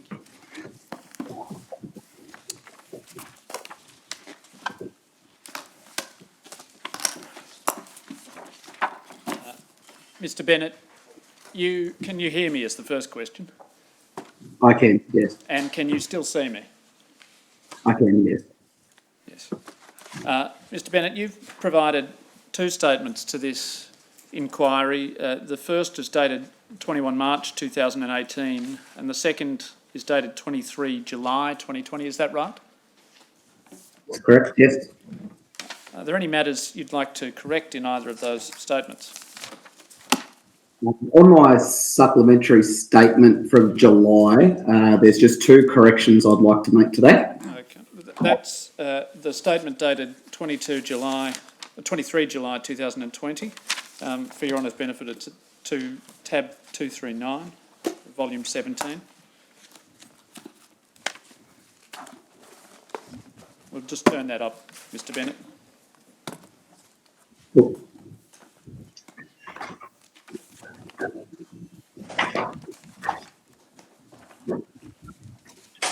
And what were those corrections? Just the first adjustment was paragraph 13. In the last sentence, I say the vegetation offers that I regularly dealt with. That should be vegetation officers. Yes. And the second one is paragraph 23. I've listed the names of the participants in my conference call. Under letter G, I've got Lucas Smith associated with line site scoping. That's incorrect. It's actually LS Tree Reports is who he was working for. Thank you. Were there any other matters, Mr Bennett? No, that's everything. Thank you. Now, up until August 2019, you were the operations manager for Southern New South Wales for Asplund, is that right? That's correct. When did you start in that position? I started in that position with Asplund, I believe, in late 2015, December 2015. And you've changed roles in August 2019, but you still work for Asplund, is that right? I do, that's correct. Now, at paragraph 4 of your statement, you outline a range of qualifications that you hold. Which statement are we referring to, sorry? Sorry, the second statement. Yeah. One of those qualifications is referred to as a Certificate 2 in ESI-vegetation, powerline vegetation control. That's correct. Perhaps if I could have brought up on the screen tab 198, which is at page 5786.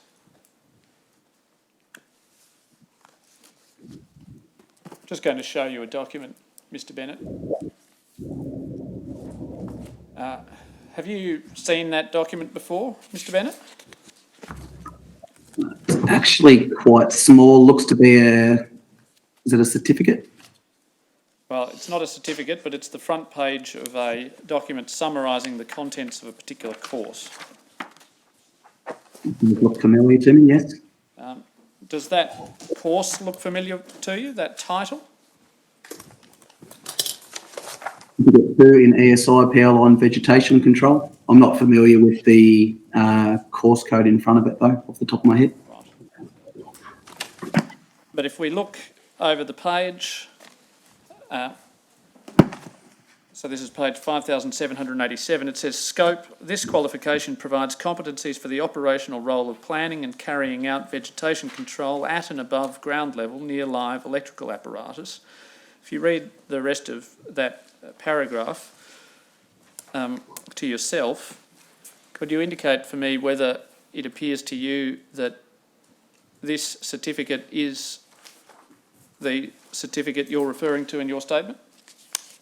Or this course, I should say? No, it's not. I don't believe I've undertaken the scoping component of that certificate to an ASI. Right.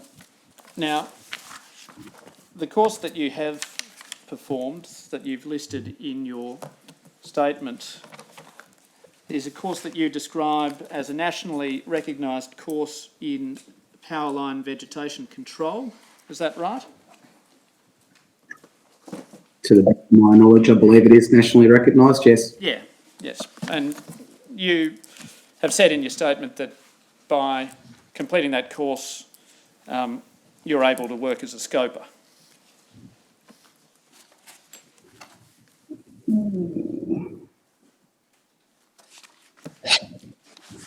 Yeah, yes. I don't believe that I've undertaken that certificate 2 component of the scoping.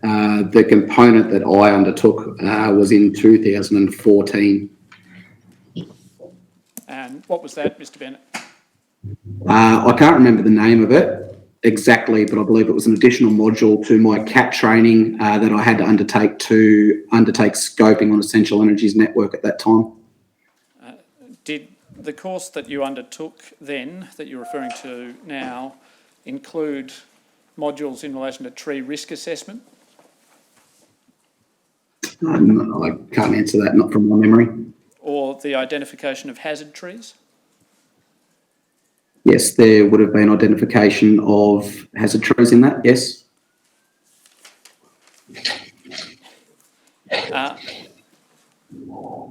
Mr. Bennett, have you worked as a scoper prior to your current employment? I have. Can you describe for the court your experience in scoping roles? So I believe it was around the 2014 period. I undertook scoping works on Essential Energies Network in Gilgandra, Armidale and Walker. And that was pre-list inspection work and also undertaking inspection on LiDAR identified defects across multiple feeders in those areas. And so how long in total do you think you worked as a scoper? I'd say the best part of 6 to 12 months.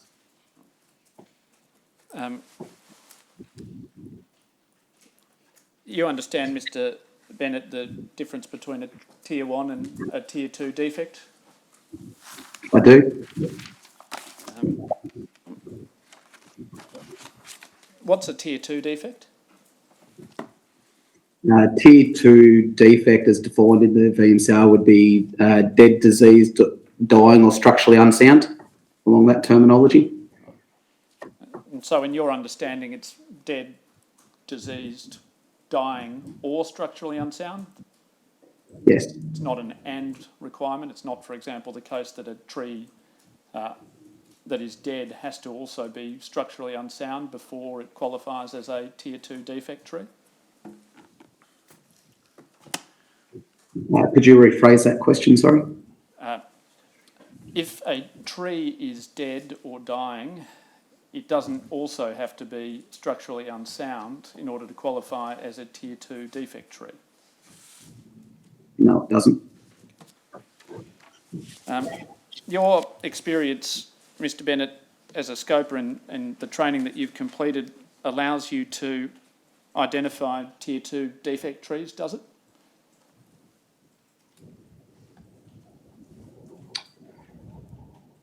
I don't believe the Tier 2 terminology was used in the course that I undertook. Okay. Well, trees that are dead, dying or structurally unsound? Yes, I believe so. So you're well placed to identify such trees? Yes. If a tree was to be suffering from a significant loss of bark, Mr. Bennett, what would that signify to you? From my personal experience, that tree may have impact damage to the area that was missing the bark. That tree may have some forms of fungal infection. It's in the stages of dieback. That tree potentially could have also been fire damaged at some point.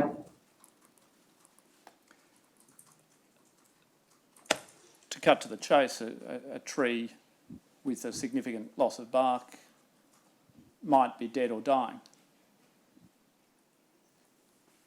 It may well be. And what about a significant loss of foliage from the crown of the tree? I would say that it was in a stage of decline. Sorry, decline? Would be in a stage of decline or deterioration. So it might be dying. It could be. And if it had no foliage on the leaves, it might be dead. Depending on the species of tree, if it had no foliage, it may be dormant and it's lost its leaves, or it may be dead. Yes.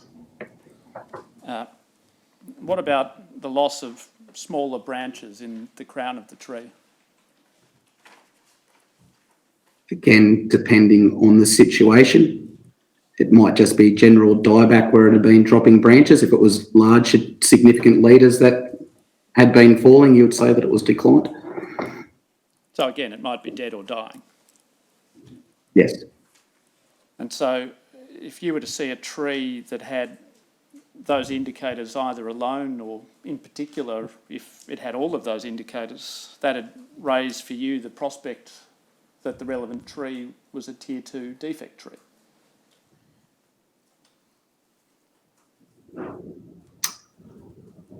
If it had potential to impact the network, yes, I'd call that a Tier 2 tree. Yes. So if it was a 20 metre high tree and it was 50 metres from the power line, it's not going to be a Tier 2 defect tree.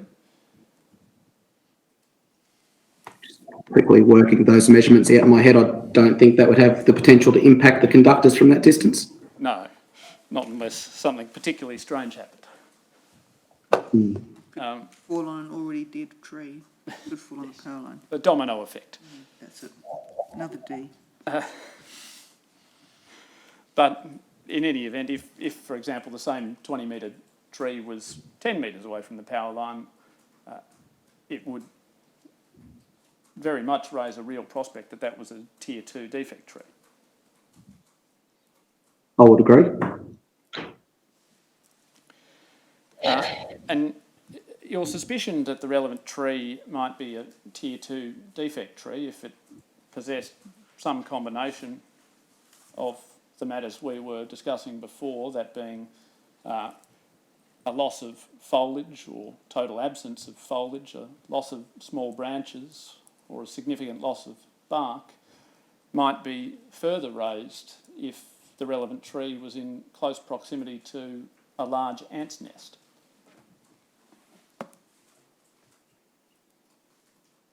I don't think an ant's nest would have anything to do with that tree being in decline.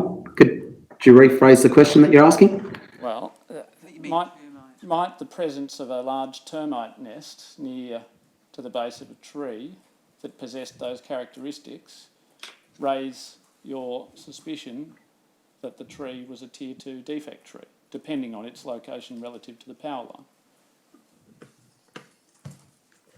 Depending on the location of the nest to that tree? If it was in close proximity, yes. If it was a long way away from the tree, then no. Yes.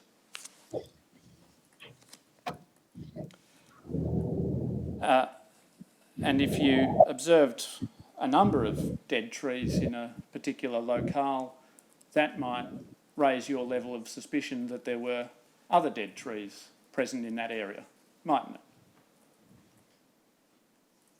Yes, I would agree. And that would be particularly the case if there were a number of large termite nests present in the area. You could say that those trees were affected by termites in that situation, yes. Would there be any other reason the presence of a number of dead trees in the one location might raise suspicions as to the presence of other further dead trees?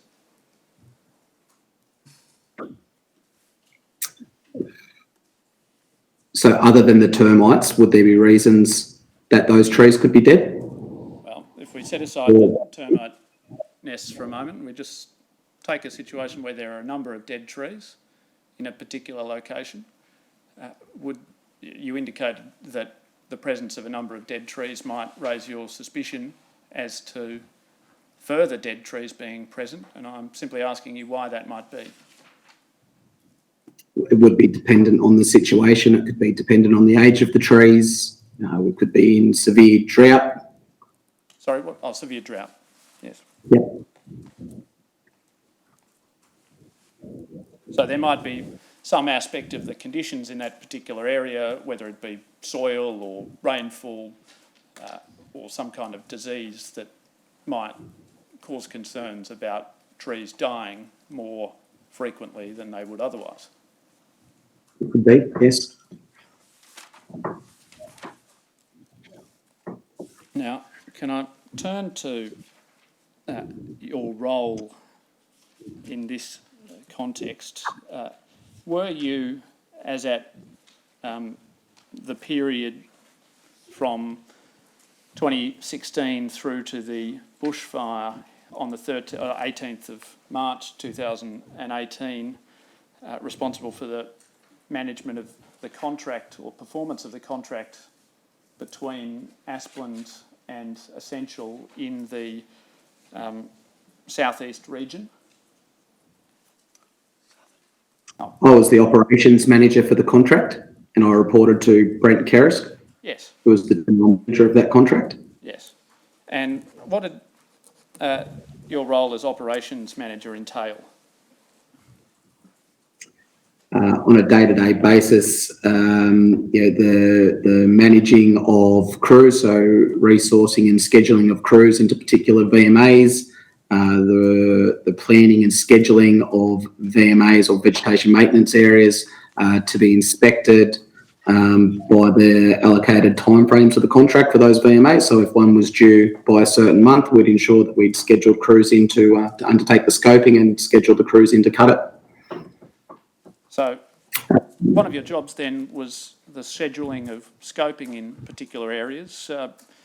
What were your expectations as to what a scoper would do in, for example, an area where, I withdraw that. What were your expectations as to what a scoper would do in, for example, a power line easement such as the one we are discussing in this case? You just broke up there a little bit mid-question. Apologies. Mr. Bennett, you're aware that in this particular case, one of the things we are inquiring into is the role that might have been played by electrical infrastructure in a power line easement in the Bega 1533 area. I'm aware of that. If we take that particular easement and as an example, what would your expectations be as to the work that a scoper would conduct in the course of their scoping duties regarding that easement? The expectation for the scoper to inspect that span as per the BMCR requirements to ensure that there was no vegetation or to list vegetation that required treatment throughout that span in particular or throughout the spans that were on that VMA. in practical terms, what would you expect that they do when they arrived at the span? So if they were moving through the easement, my expectation would be, or if it was myself that was going through the span, I would stop and assess the first pole number that was on the pole to make sure that I was in the right span. I would then drive or walk through that span depending on the access availability into that easement. That would be the expectation from myself for vegetation encroachments. Yes, so you'd be driving or walking the span looking for vegetation encroachments. Yes. Take for example a particularly hilly easement, would it be your expectation that the scoper leave their car and walk the line? It would depend on the span and how heavily vegetated it was and what the vehicle access and the ability to see the vegetation throughout the entirety of that span would be. Right. And so if the vegetation, for example, was reasonably thick and it was difficult to observe into the stand of trees, you would expect the scoper to leave the car and walk the line? If the scoper couldn't make his assessment from his vehicle, I would expect him to get out and assess the span adequately. Yep. So if it was a thickly populated stand that meant that they couldn't see clearly into it, you'd expect them to get out and look more closely. I would, yep. If they couldn't see the entirety of the span from their car, I would expect them to get out and have a look at the easement. When you say easement, aren't they meant to be looking at the trees? Oh, sorry, the trees, the vegetation inside that span. Yeah, but how far into the forest? I don't think I could answer the question how far into the forest that was expected of them to look into. Would make an assessment of that span of the vegetation that had potential to grow inside of the clearances or tier 2 defects that they could see.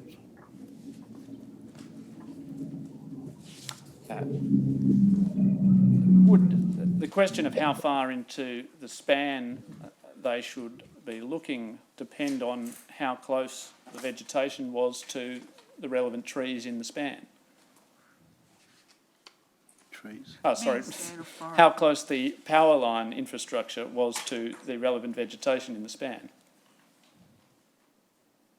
Yes, I'd agree with that. Yep. And so if there were a large number of trees, for example, I withdraw that, and so, for example, if there were a large number of trees beyond the outer limits of the stand of vegetation that could nevertheless fall on the power line, you might expect them, that being the scoper, to look more closely at the trees in the stand.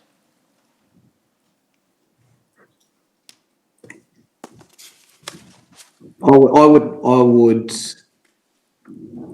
want them to undertake an assessment on the vegetation that they could see. I don't believe they should be walking off the edge of the easement 10 to 15 metres off the edge of the easement looking for defects. What about if, for example, they were to identify a crown of a tree that happened to or appeared to have lost a large amount of its foliage further into the stand? Would that cause you to revisit your expectations in relation to how far into the stand of trees they might walk? If they could see, or if they've seen that tree while they're patrolling the line and it had potential to contact the network, I'd expect them to go and have a look at that tree.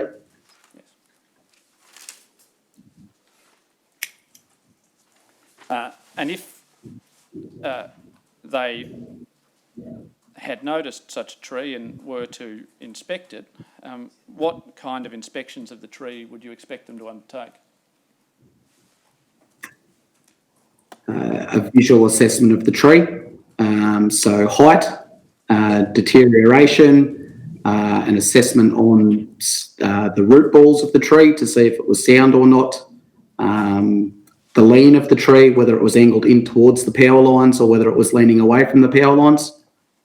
That's what I'd expect them to be looking at.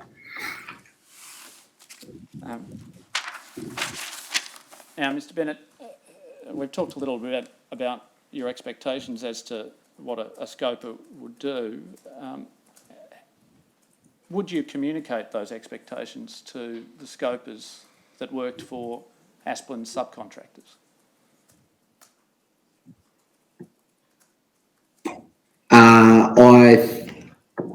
When the scopers came on, I undertook, what's the wording I'm looking for? So inductions into the contract. So I'd go through with the scopers through the VMCR documents, through the 2021 documents and the scoping requirements that are expected of them on the contract by Essential Energy. In that context, when you say scopers, you're referring to the different scoping companies as opposed to the individual persons conducting the work? Those companies and the individuals were part of those inductions. Is that to say that every employee of those companies came to those inductions? Yes. Yeah. Mr. Bennett, when it comes to Pinnacle Arbor Pro, are you able to say when or if such an induction was conducted? I don't have that information on me at the moment. No, I know I would have undertaken one of those inductions with Pinnacle, yes, but the timeframes and the documents I don't have on me at the moment. And so you aren't able to say, for example, whether Mr. Jonas from Pinnacle participated in an induction with you? Not from memory, no. Do you keep records of participants? They would have been paper copies kept of those inductions, yes.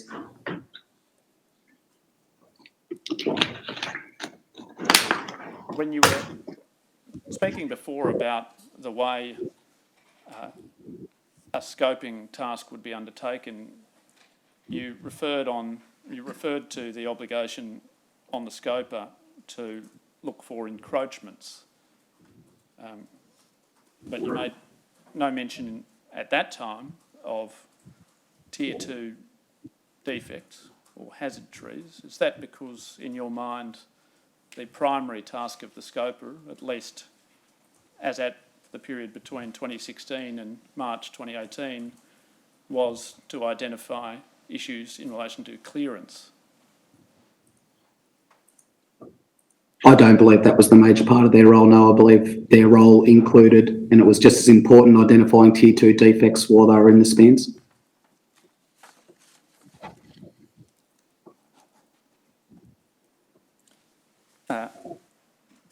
Well, you're aware that the data that was provided to you as a consequence of scoping tasks that were undertaken, did it come in the form of a spreadsheet? And did that spreadsheet make provision specifically for clearance distances and categories of encroachment between A1 and A4? Yes, they did. Was there any provision in that spreadsheet for Tier 2 defects specifically? Yes, there was. I believe that could be loaded as a hazard tree task, and if it didn't fall into the A1 to A4 category, there was a class in there that said outside of clearance or outside clearance. Well, I suggest to you that in the spreadsheets, which I'm tempting to avoid bringing up because I don't think you'll be able to see them, but there is no specific category called hazard tree or Tier 2 defect. Does that sound about right to you? The tier 2 defect, I don't think there was the ability to load something with the terminology tier 2 defect. What about hazard tree? Yeah, I'm on the belief that you were able to identify and load a hazard tree task. Is it possibly the case that the introduction of the hazard tree task only occurred subsequent to this fire in March 2018? No, I believe that you were able to identify a hazard tree task from when I first started onto the essential energy contract. Well, I suggest to you that the spreadsheet didn't include such a column. What spreadsheet are you referencing? Yes. Well, apologies. No, it's no need to apologise. I think it's entirely fair that you should be shown it. So if we take, for example, the document at BMK9, if that could be put onto the screen.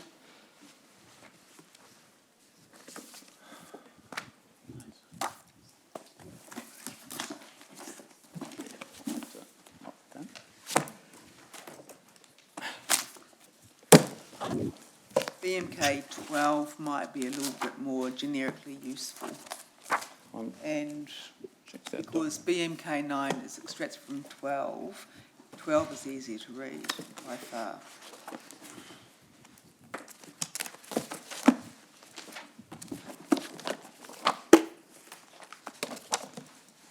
They're different documents, unfortunately, Your Honour. Oh, sorry, I shouldn't. Well, I don't know about that because the extract that appears, well, I can't read 9, but that extract appears to be replicated in 9. It's taken from 12. If you go page 6540, so. I think, Your Honour. I know that the fields are different. I suppose that's your point. I think, Your Honour, those documents are different, unfortunately. Certainly be preferable if it was 12. 9, yes, so it's page 6524.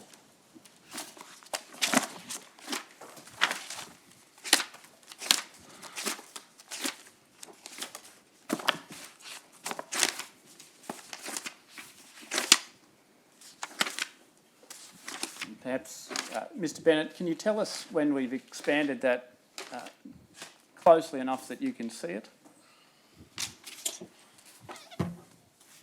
Oh, I can see that. I can see that, yeah, yes. Yes.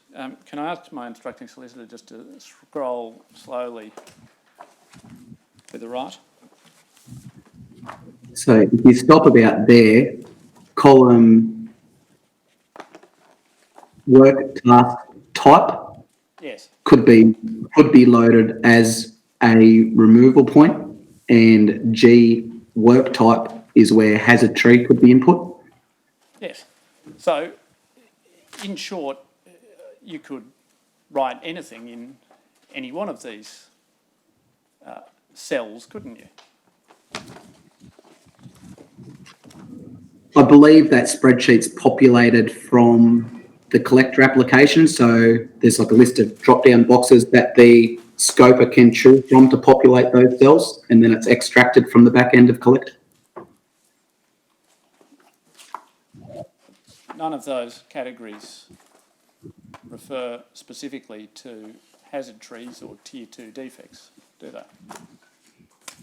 There's nothing that I'm looking at the moment referencing hazard trees, no, or tier 2 defects. In fairness to you, we'll scroll to the right so that we see the whole thing.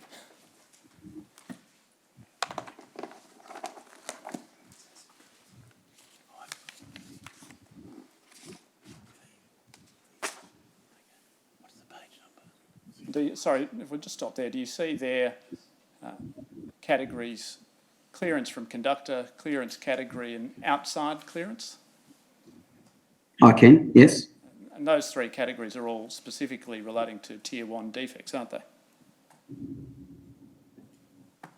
they can also relate to a hazard tree defect if the cells that we were first looking at were populated with the information for a hazard tree or the task type hazard tree. So why would the definition be miscellaneous on a tree that's 0.5 to 1 metre within clearance? I'm not quite sure. Scrolling through the information that you've given me as you were scrolling through the spreadsheet, it looks as though the inspector on there was Darryl Worley, and this looks like it's an essential energy scope. So it hasn't been undertaken by Asplund. That's right.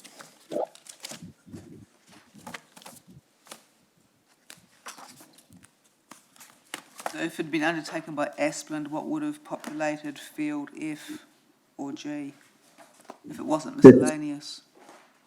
Sorry, the scoper would have made that determination for that field while he was in the span undertaking his assessment.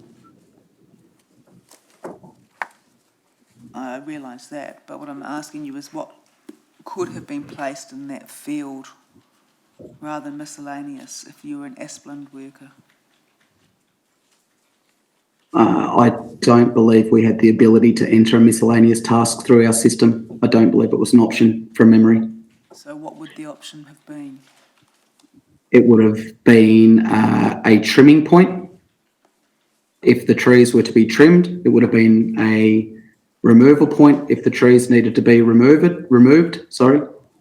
and then it would have either been a trimming point or a removal point, and then in the next cell across, I forget which one it was, if you can go back to the left-hand side of the screen, the work type, so the work task type from memory would have been a trimming point, a removal point, or there may have been a discretionary services point in there as well. And then the work task type would have been selected as trimming or hazard tree.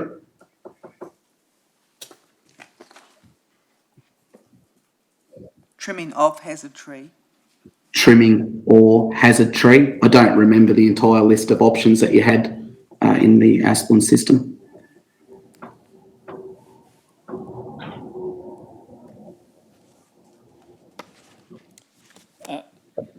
Mr. Bennett, does it change any of the indications you've just given if I say to you that the spreadsheet that's shown on the screen was provided to Asplund by line site scoping?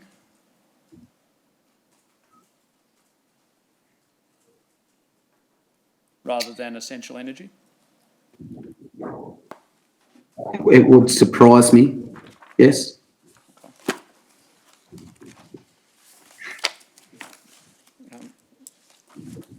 But in any event, as the document reads, there's no reference specifically to hazard trees, there's no reference to Tier 2 defects, and there is a reference specifically to Tier 1 defects in the form of clearance. I would agree that there is clearances nominated there with a work task type miscellaneous, but I'm unsure of the context that this spreadsheet was provided to you, or the example around it was provided to you. It's got me a little bit confused, to be honest. Well, it was provided to us, I say on the basis of what we've been told by Mr. Kerisk in relation to scoping works undertaken by line site scoping, or I withdraw that, in relation to cutting works undertaken by line site scoping in or about September and October of 2016. So, as in a run sheet in the very far right-hand columns. If you could scroll across.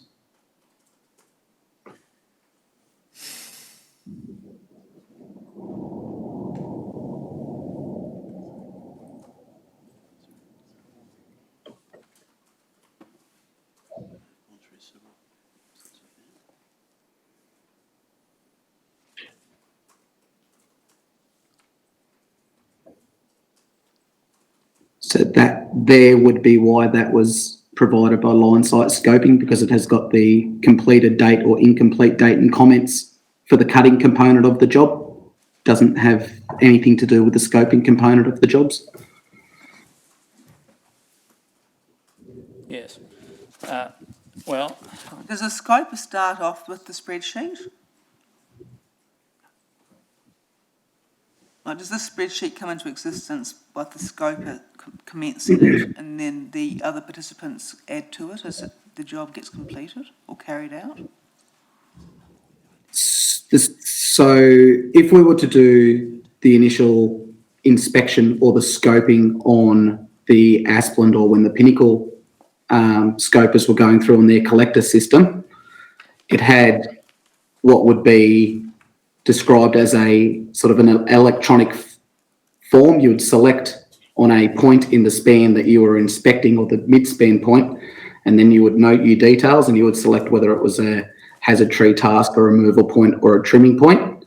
And then all of the information that the scoper had compiled for that span would then be downloaded into the collector system in the back end and would be exported into a spreadsheet. I believe, this spreadsheet's got me a little bit confused. That one looks like it's a run sheet that's come back from the crew. It looks like an inspection's been undertaken by Essential Energy, being the name Darryl Worley, on the spreadsheet. And then we've gone to undertake the cutting of that defect. But does that spreadsheet have its origins from the scoping part of the operation? And does it then get filled out by those who cut? Yes, in that example where it was scoped by Essential Energy, or it was data provided by Essential Energy, it would have been turned into a cutting sheet for the crews. And that cutting sheet would have been filled out and sent back into the office for an update in Essential Energy's system of the task being completed. well, again, Mr. Bennett, if it assists, does it change your response in that respect if I tell you that Mr. Kerisk has told us that the line site scoping works that are referred to in that spreadsheet came about as a consequence of scoping undertaken by Pinnacle ArborPro? Does not change my response, no. Does it not suggest, I withdraw that, do the titles to each of the columns not suggest that there was not a specific entry in the collector or other system referring to hazard trees? For example, there wasn't a box that said hazard trees or tier 2 defects. No, there's no cells in that spreadsheet where it references a hazard tree. The ability to reference a hazard tree would have been able to be input by the inspector at the time. Yes, but it rather suggests that the focus wasn't on hazard trees, it was on clearance, doesn't it? That spreadsheet to me, and apologies if I'm getting confused, that spreadsheet to me is reflecting the completion of the jobs from a cutting crew, which is compiled out of data that was provided to Asplund via Essential Energy. Your Honour, I'm sorry to interrupt, but it may be of assistance both to Your Honour and to my learned friend and the witness if reference were to be made to Mr. Kerisk's supplementary statement at paragraph 34, tab 237.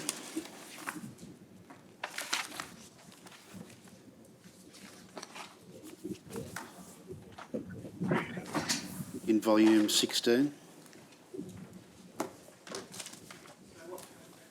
Paragraph 34, 34.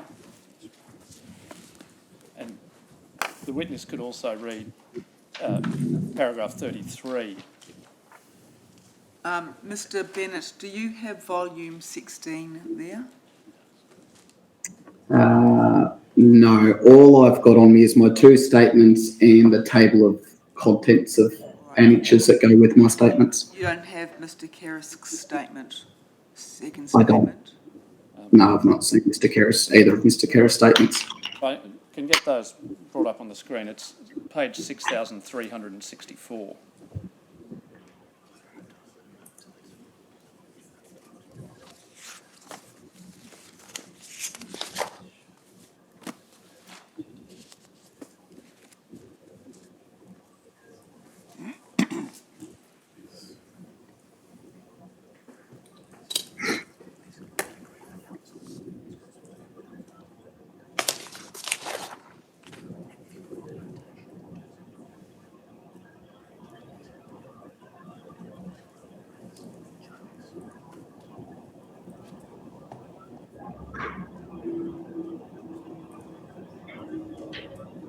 Is that able to be made any larger? Apologies.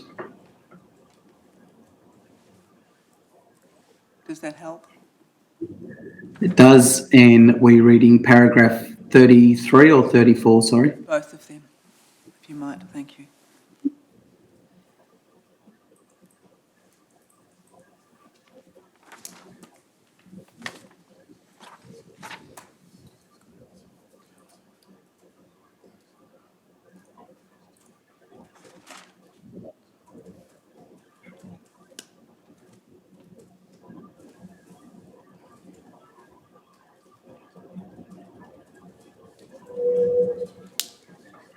I'm just struggling to read 34.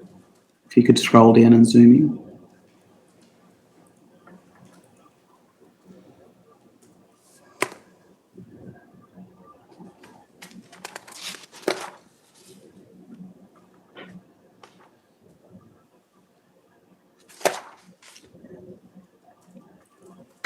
So the spreadsheet that Brent's referring to is the spreadsheet that's been brought up on screen. Yes, that's right. And this is the spreadsheet provided by line site scoping to say that the cutting was completed or incompleted from the comments that are on the far right hand side of the spreadsheet. And it is also an extract of Pinnacle's scope as well.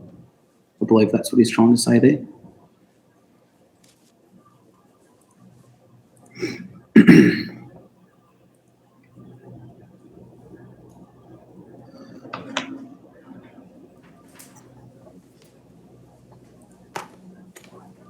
Are you able to bring the spreadsheet back up? Sorry.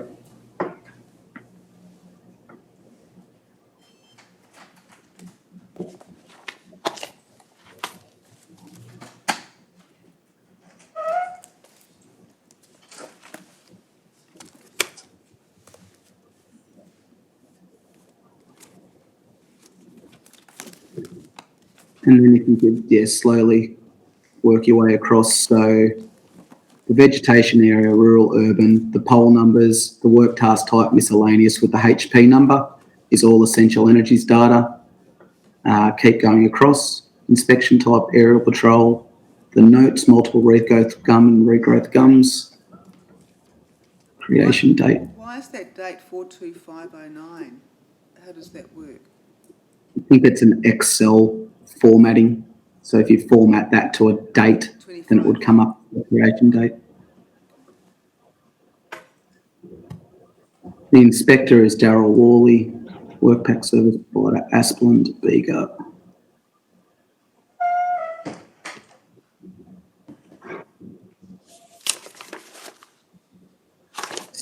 Yeah, the HDR, bushfire.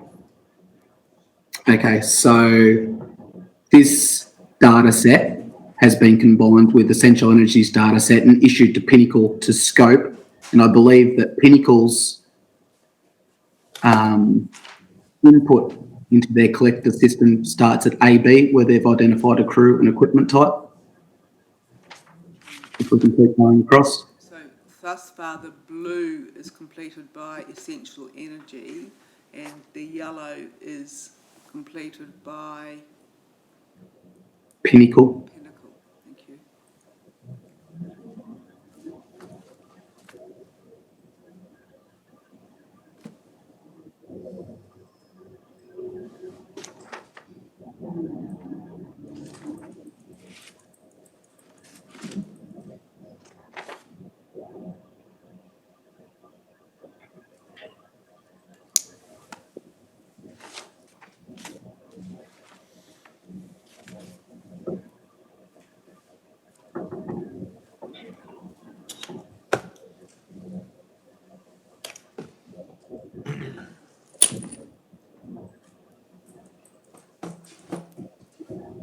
now that I have a better understanding of that, I may be able to answer the question if you'd like to re-ask it. Who was Garth? Sorry, Who's Garth? Prince or Prince? this is an auditor engaged. Right. So is the pink that we see there now from BF onwards, is that completed by a third entity? If you could scroll back over, if it was G Prince and then potentially a postcard audit date, in scope, comments. Yep, so his audit comments are okay. The auditor was Garth. Rework complete NA, so rework was not applicable out of his audit. All right, and that auditor is also Pinnacle? That auditor was employed by Line Site Scoping. Right, so there's So he was three entities have completed that, have entered data into that spreadsheet. Your Honour, correct. I'm sorry to rise again, but if Your Honour goes to paragraph 34, Yep. there may actually be four entities. And there's two, I think, shades of pink, if my eyes don't deceive me. One from BF to BM, which is the Aspland. Oh, you're right, there's another shade of pink. So Barrister. there's four. Aspland is the light pink and Line is the dark pink. Who's the red? Beyond my abilities, Your Honour. Are you able to help us, Mr. Bennett, with who's the red? I'm not sure. There seems to be some notes in there referencing something. Is there something written in that cell? Yes. Generally, if something were to be marked red in a cutting run sheet, it would mean that switching was required for that span. So It could be back to what's pink underneath. Well, in any event, Mr. Bennett, we take this spreadsheet that gathers together data from, it appears, 4 different entities or persons, and it's the case, isn't it, on your review of the review we've just undertaken, that if reference is to be made to a Tier 2 defect, it has to be done so in an ad hoc way rather than by reference to one of the specific categories listed in that document, whoever it is that's entering the information.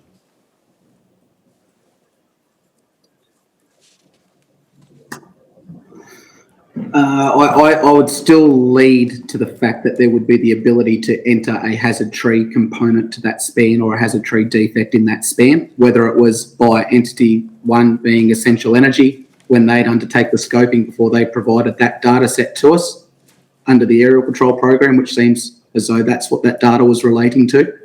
Yes, I'm not suggesting that reference couldn't be made to a Tier 2 defect. A person can input any words they want into a spreadsheet. What I'm suggesting is that there wasn't a specific designated place for it to go, and so the person filling in the information in relation to defects had to do so in what I've called an ad hoc way, where they put that information into another point.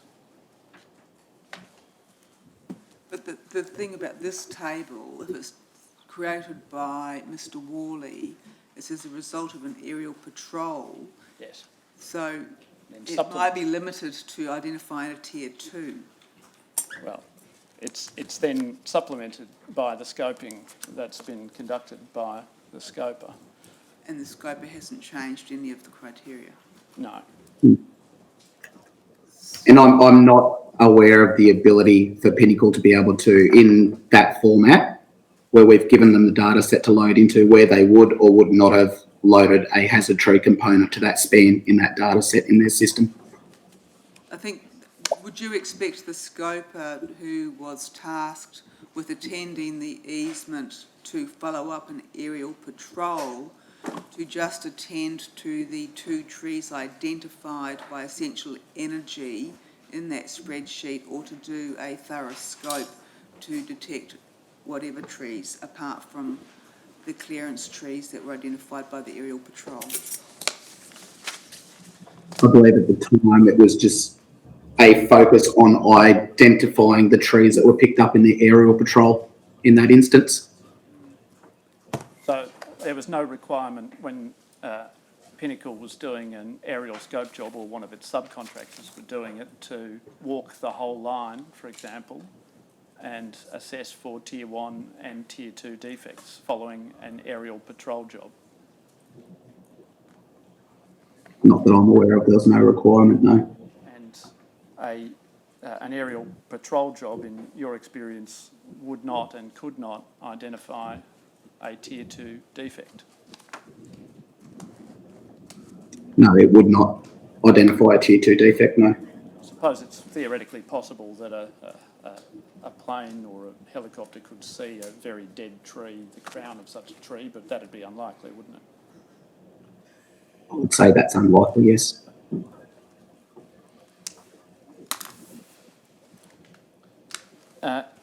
Now, when it came to your receipt of information from scopers, did you have any particular expectations as to the time after a scoping visit that you would be provided with the results of that visit? Generally, upon completion of that maintenance area that they were scoping, that VMA. Right. So if we take, for example, the VBIGA 1533 area, we've heard some evidence today that there were something like 174 or 75 spans in that area. Does that sound about right? I don't know how many spans from that feeder, sorry. In your experience, were there sometimes significant delays between the date of a visit to a given span and the provision of the data arising from that scope to you?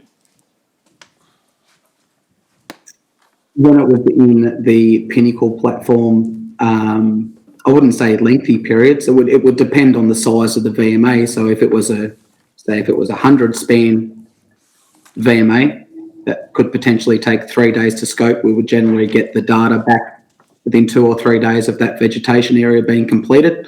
If it was a larger one that, say, had 1,000 spans on it, it may take them a week or 2 weeks to scope that VMA. Therefore, you won't get the data as quick. But upon completion of that VMA, you'd still receive it within 5 days.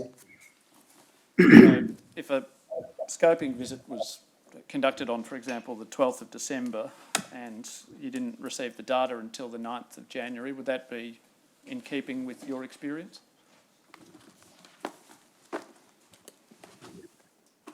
So it would line up, yes.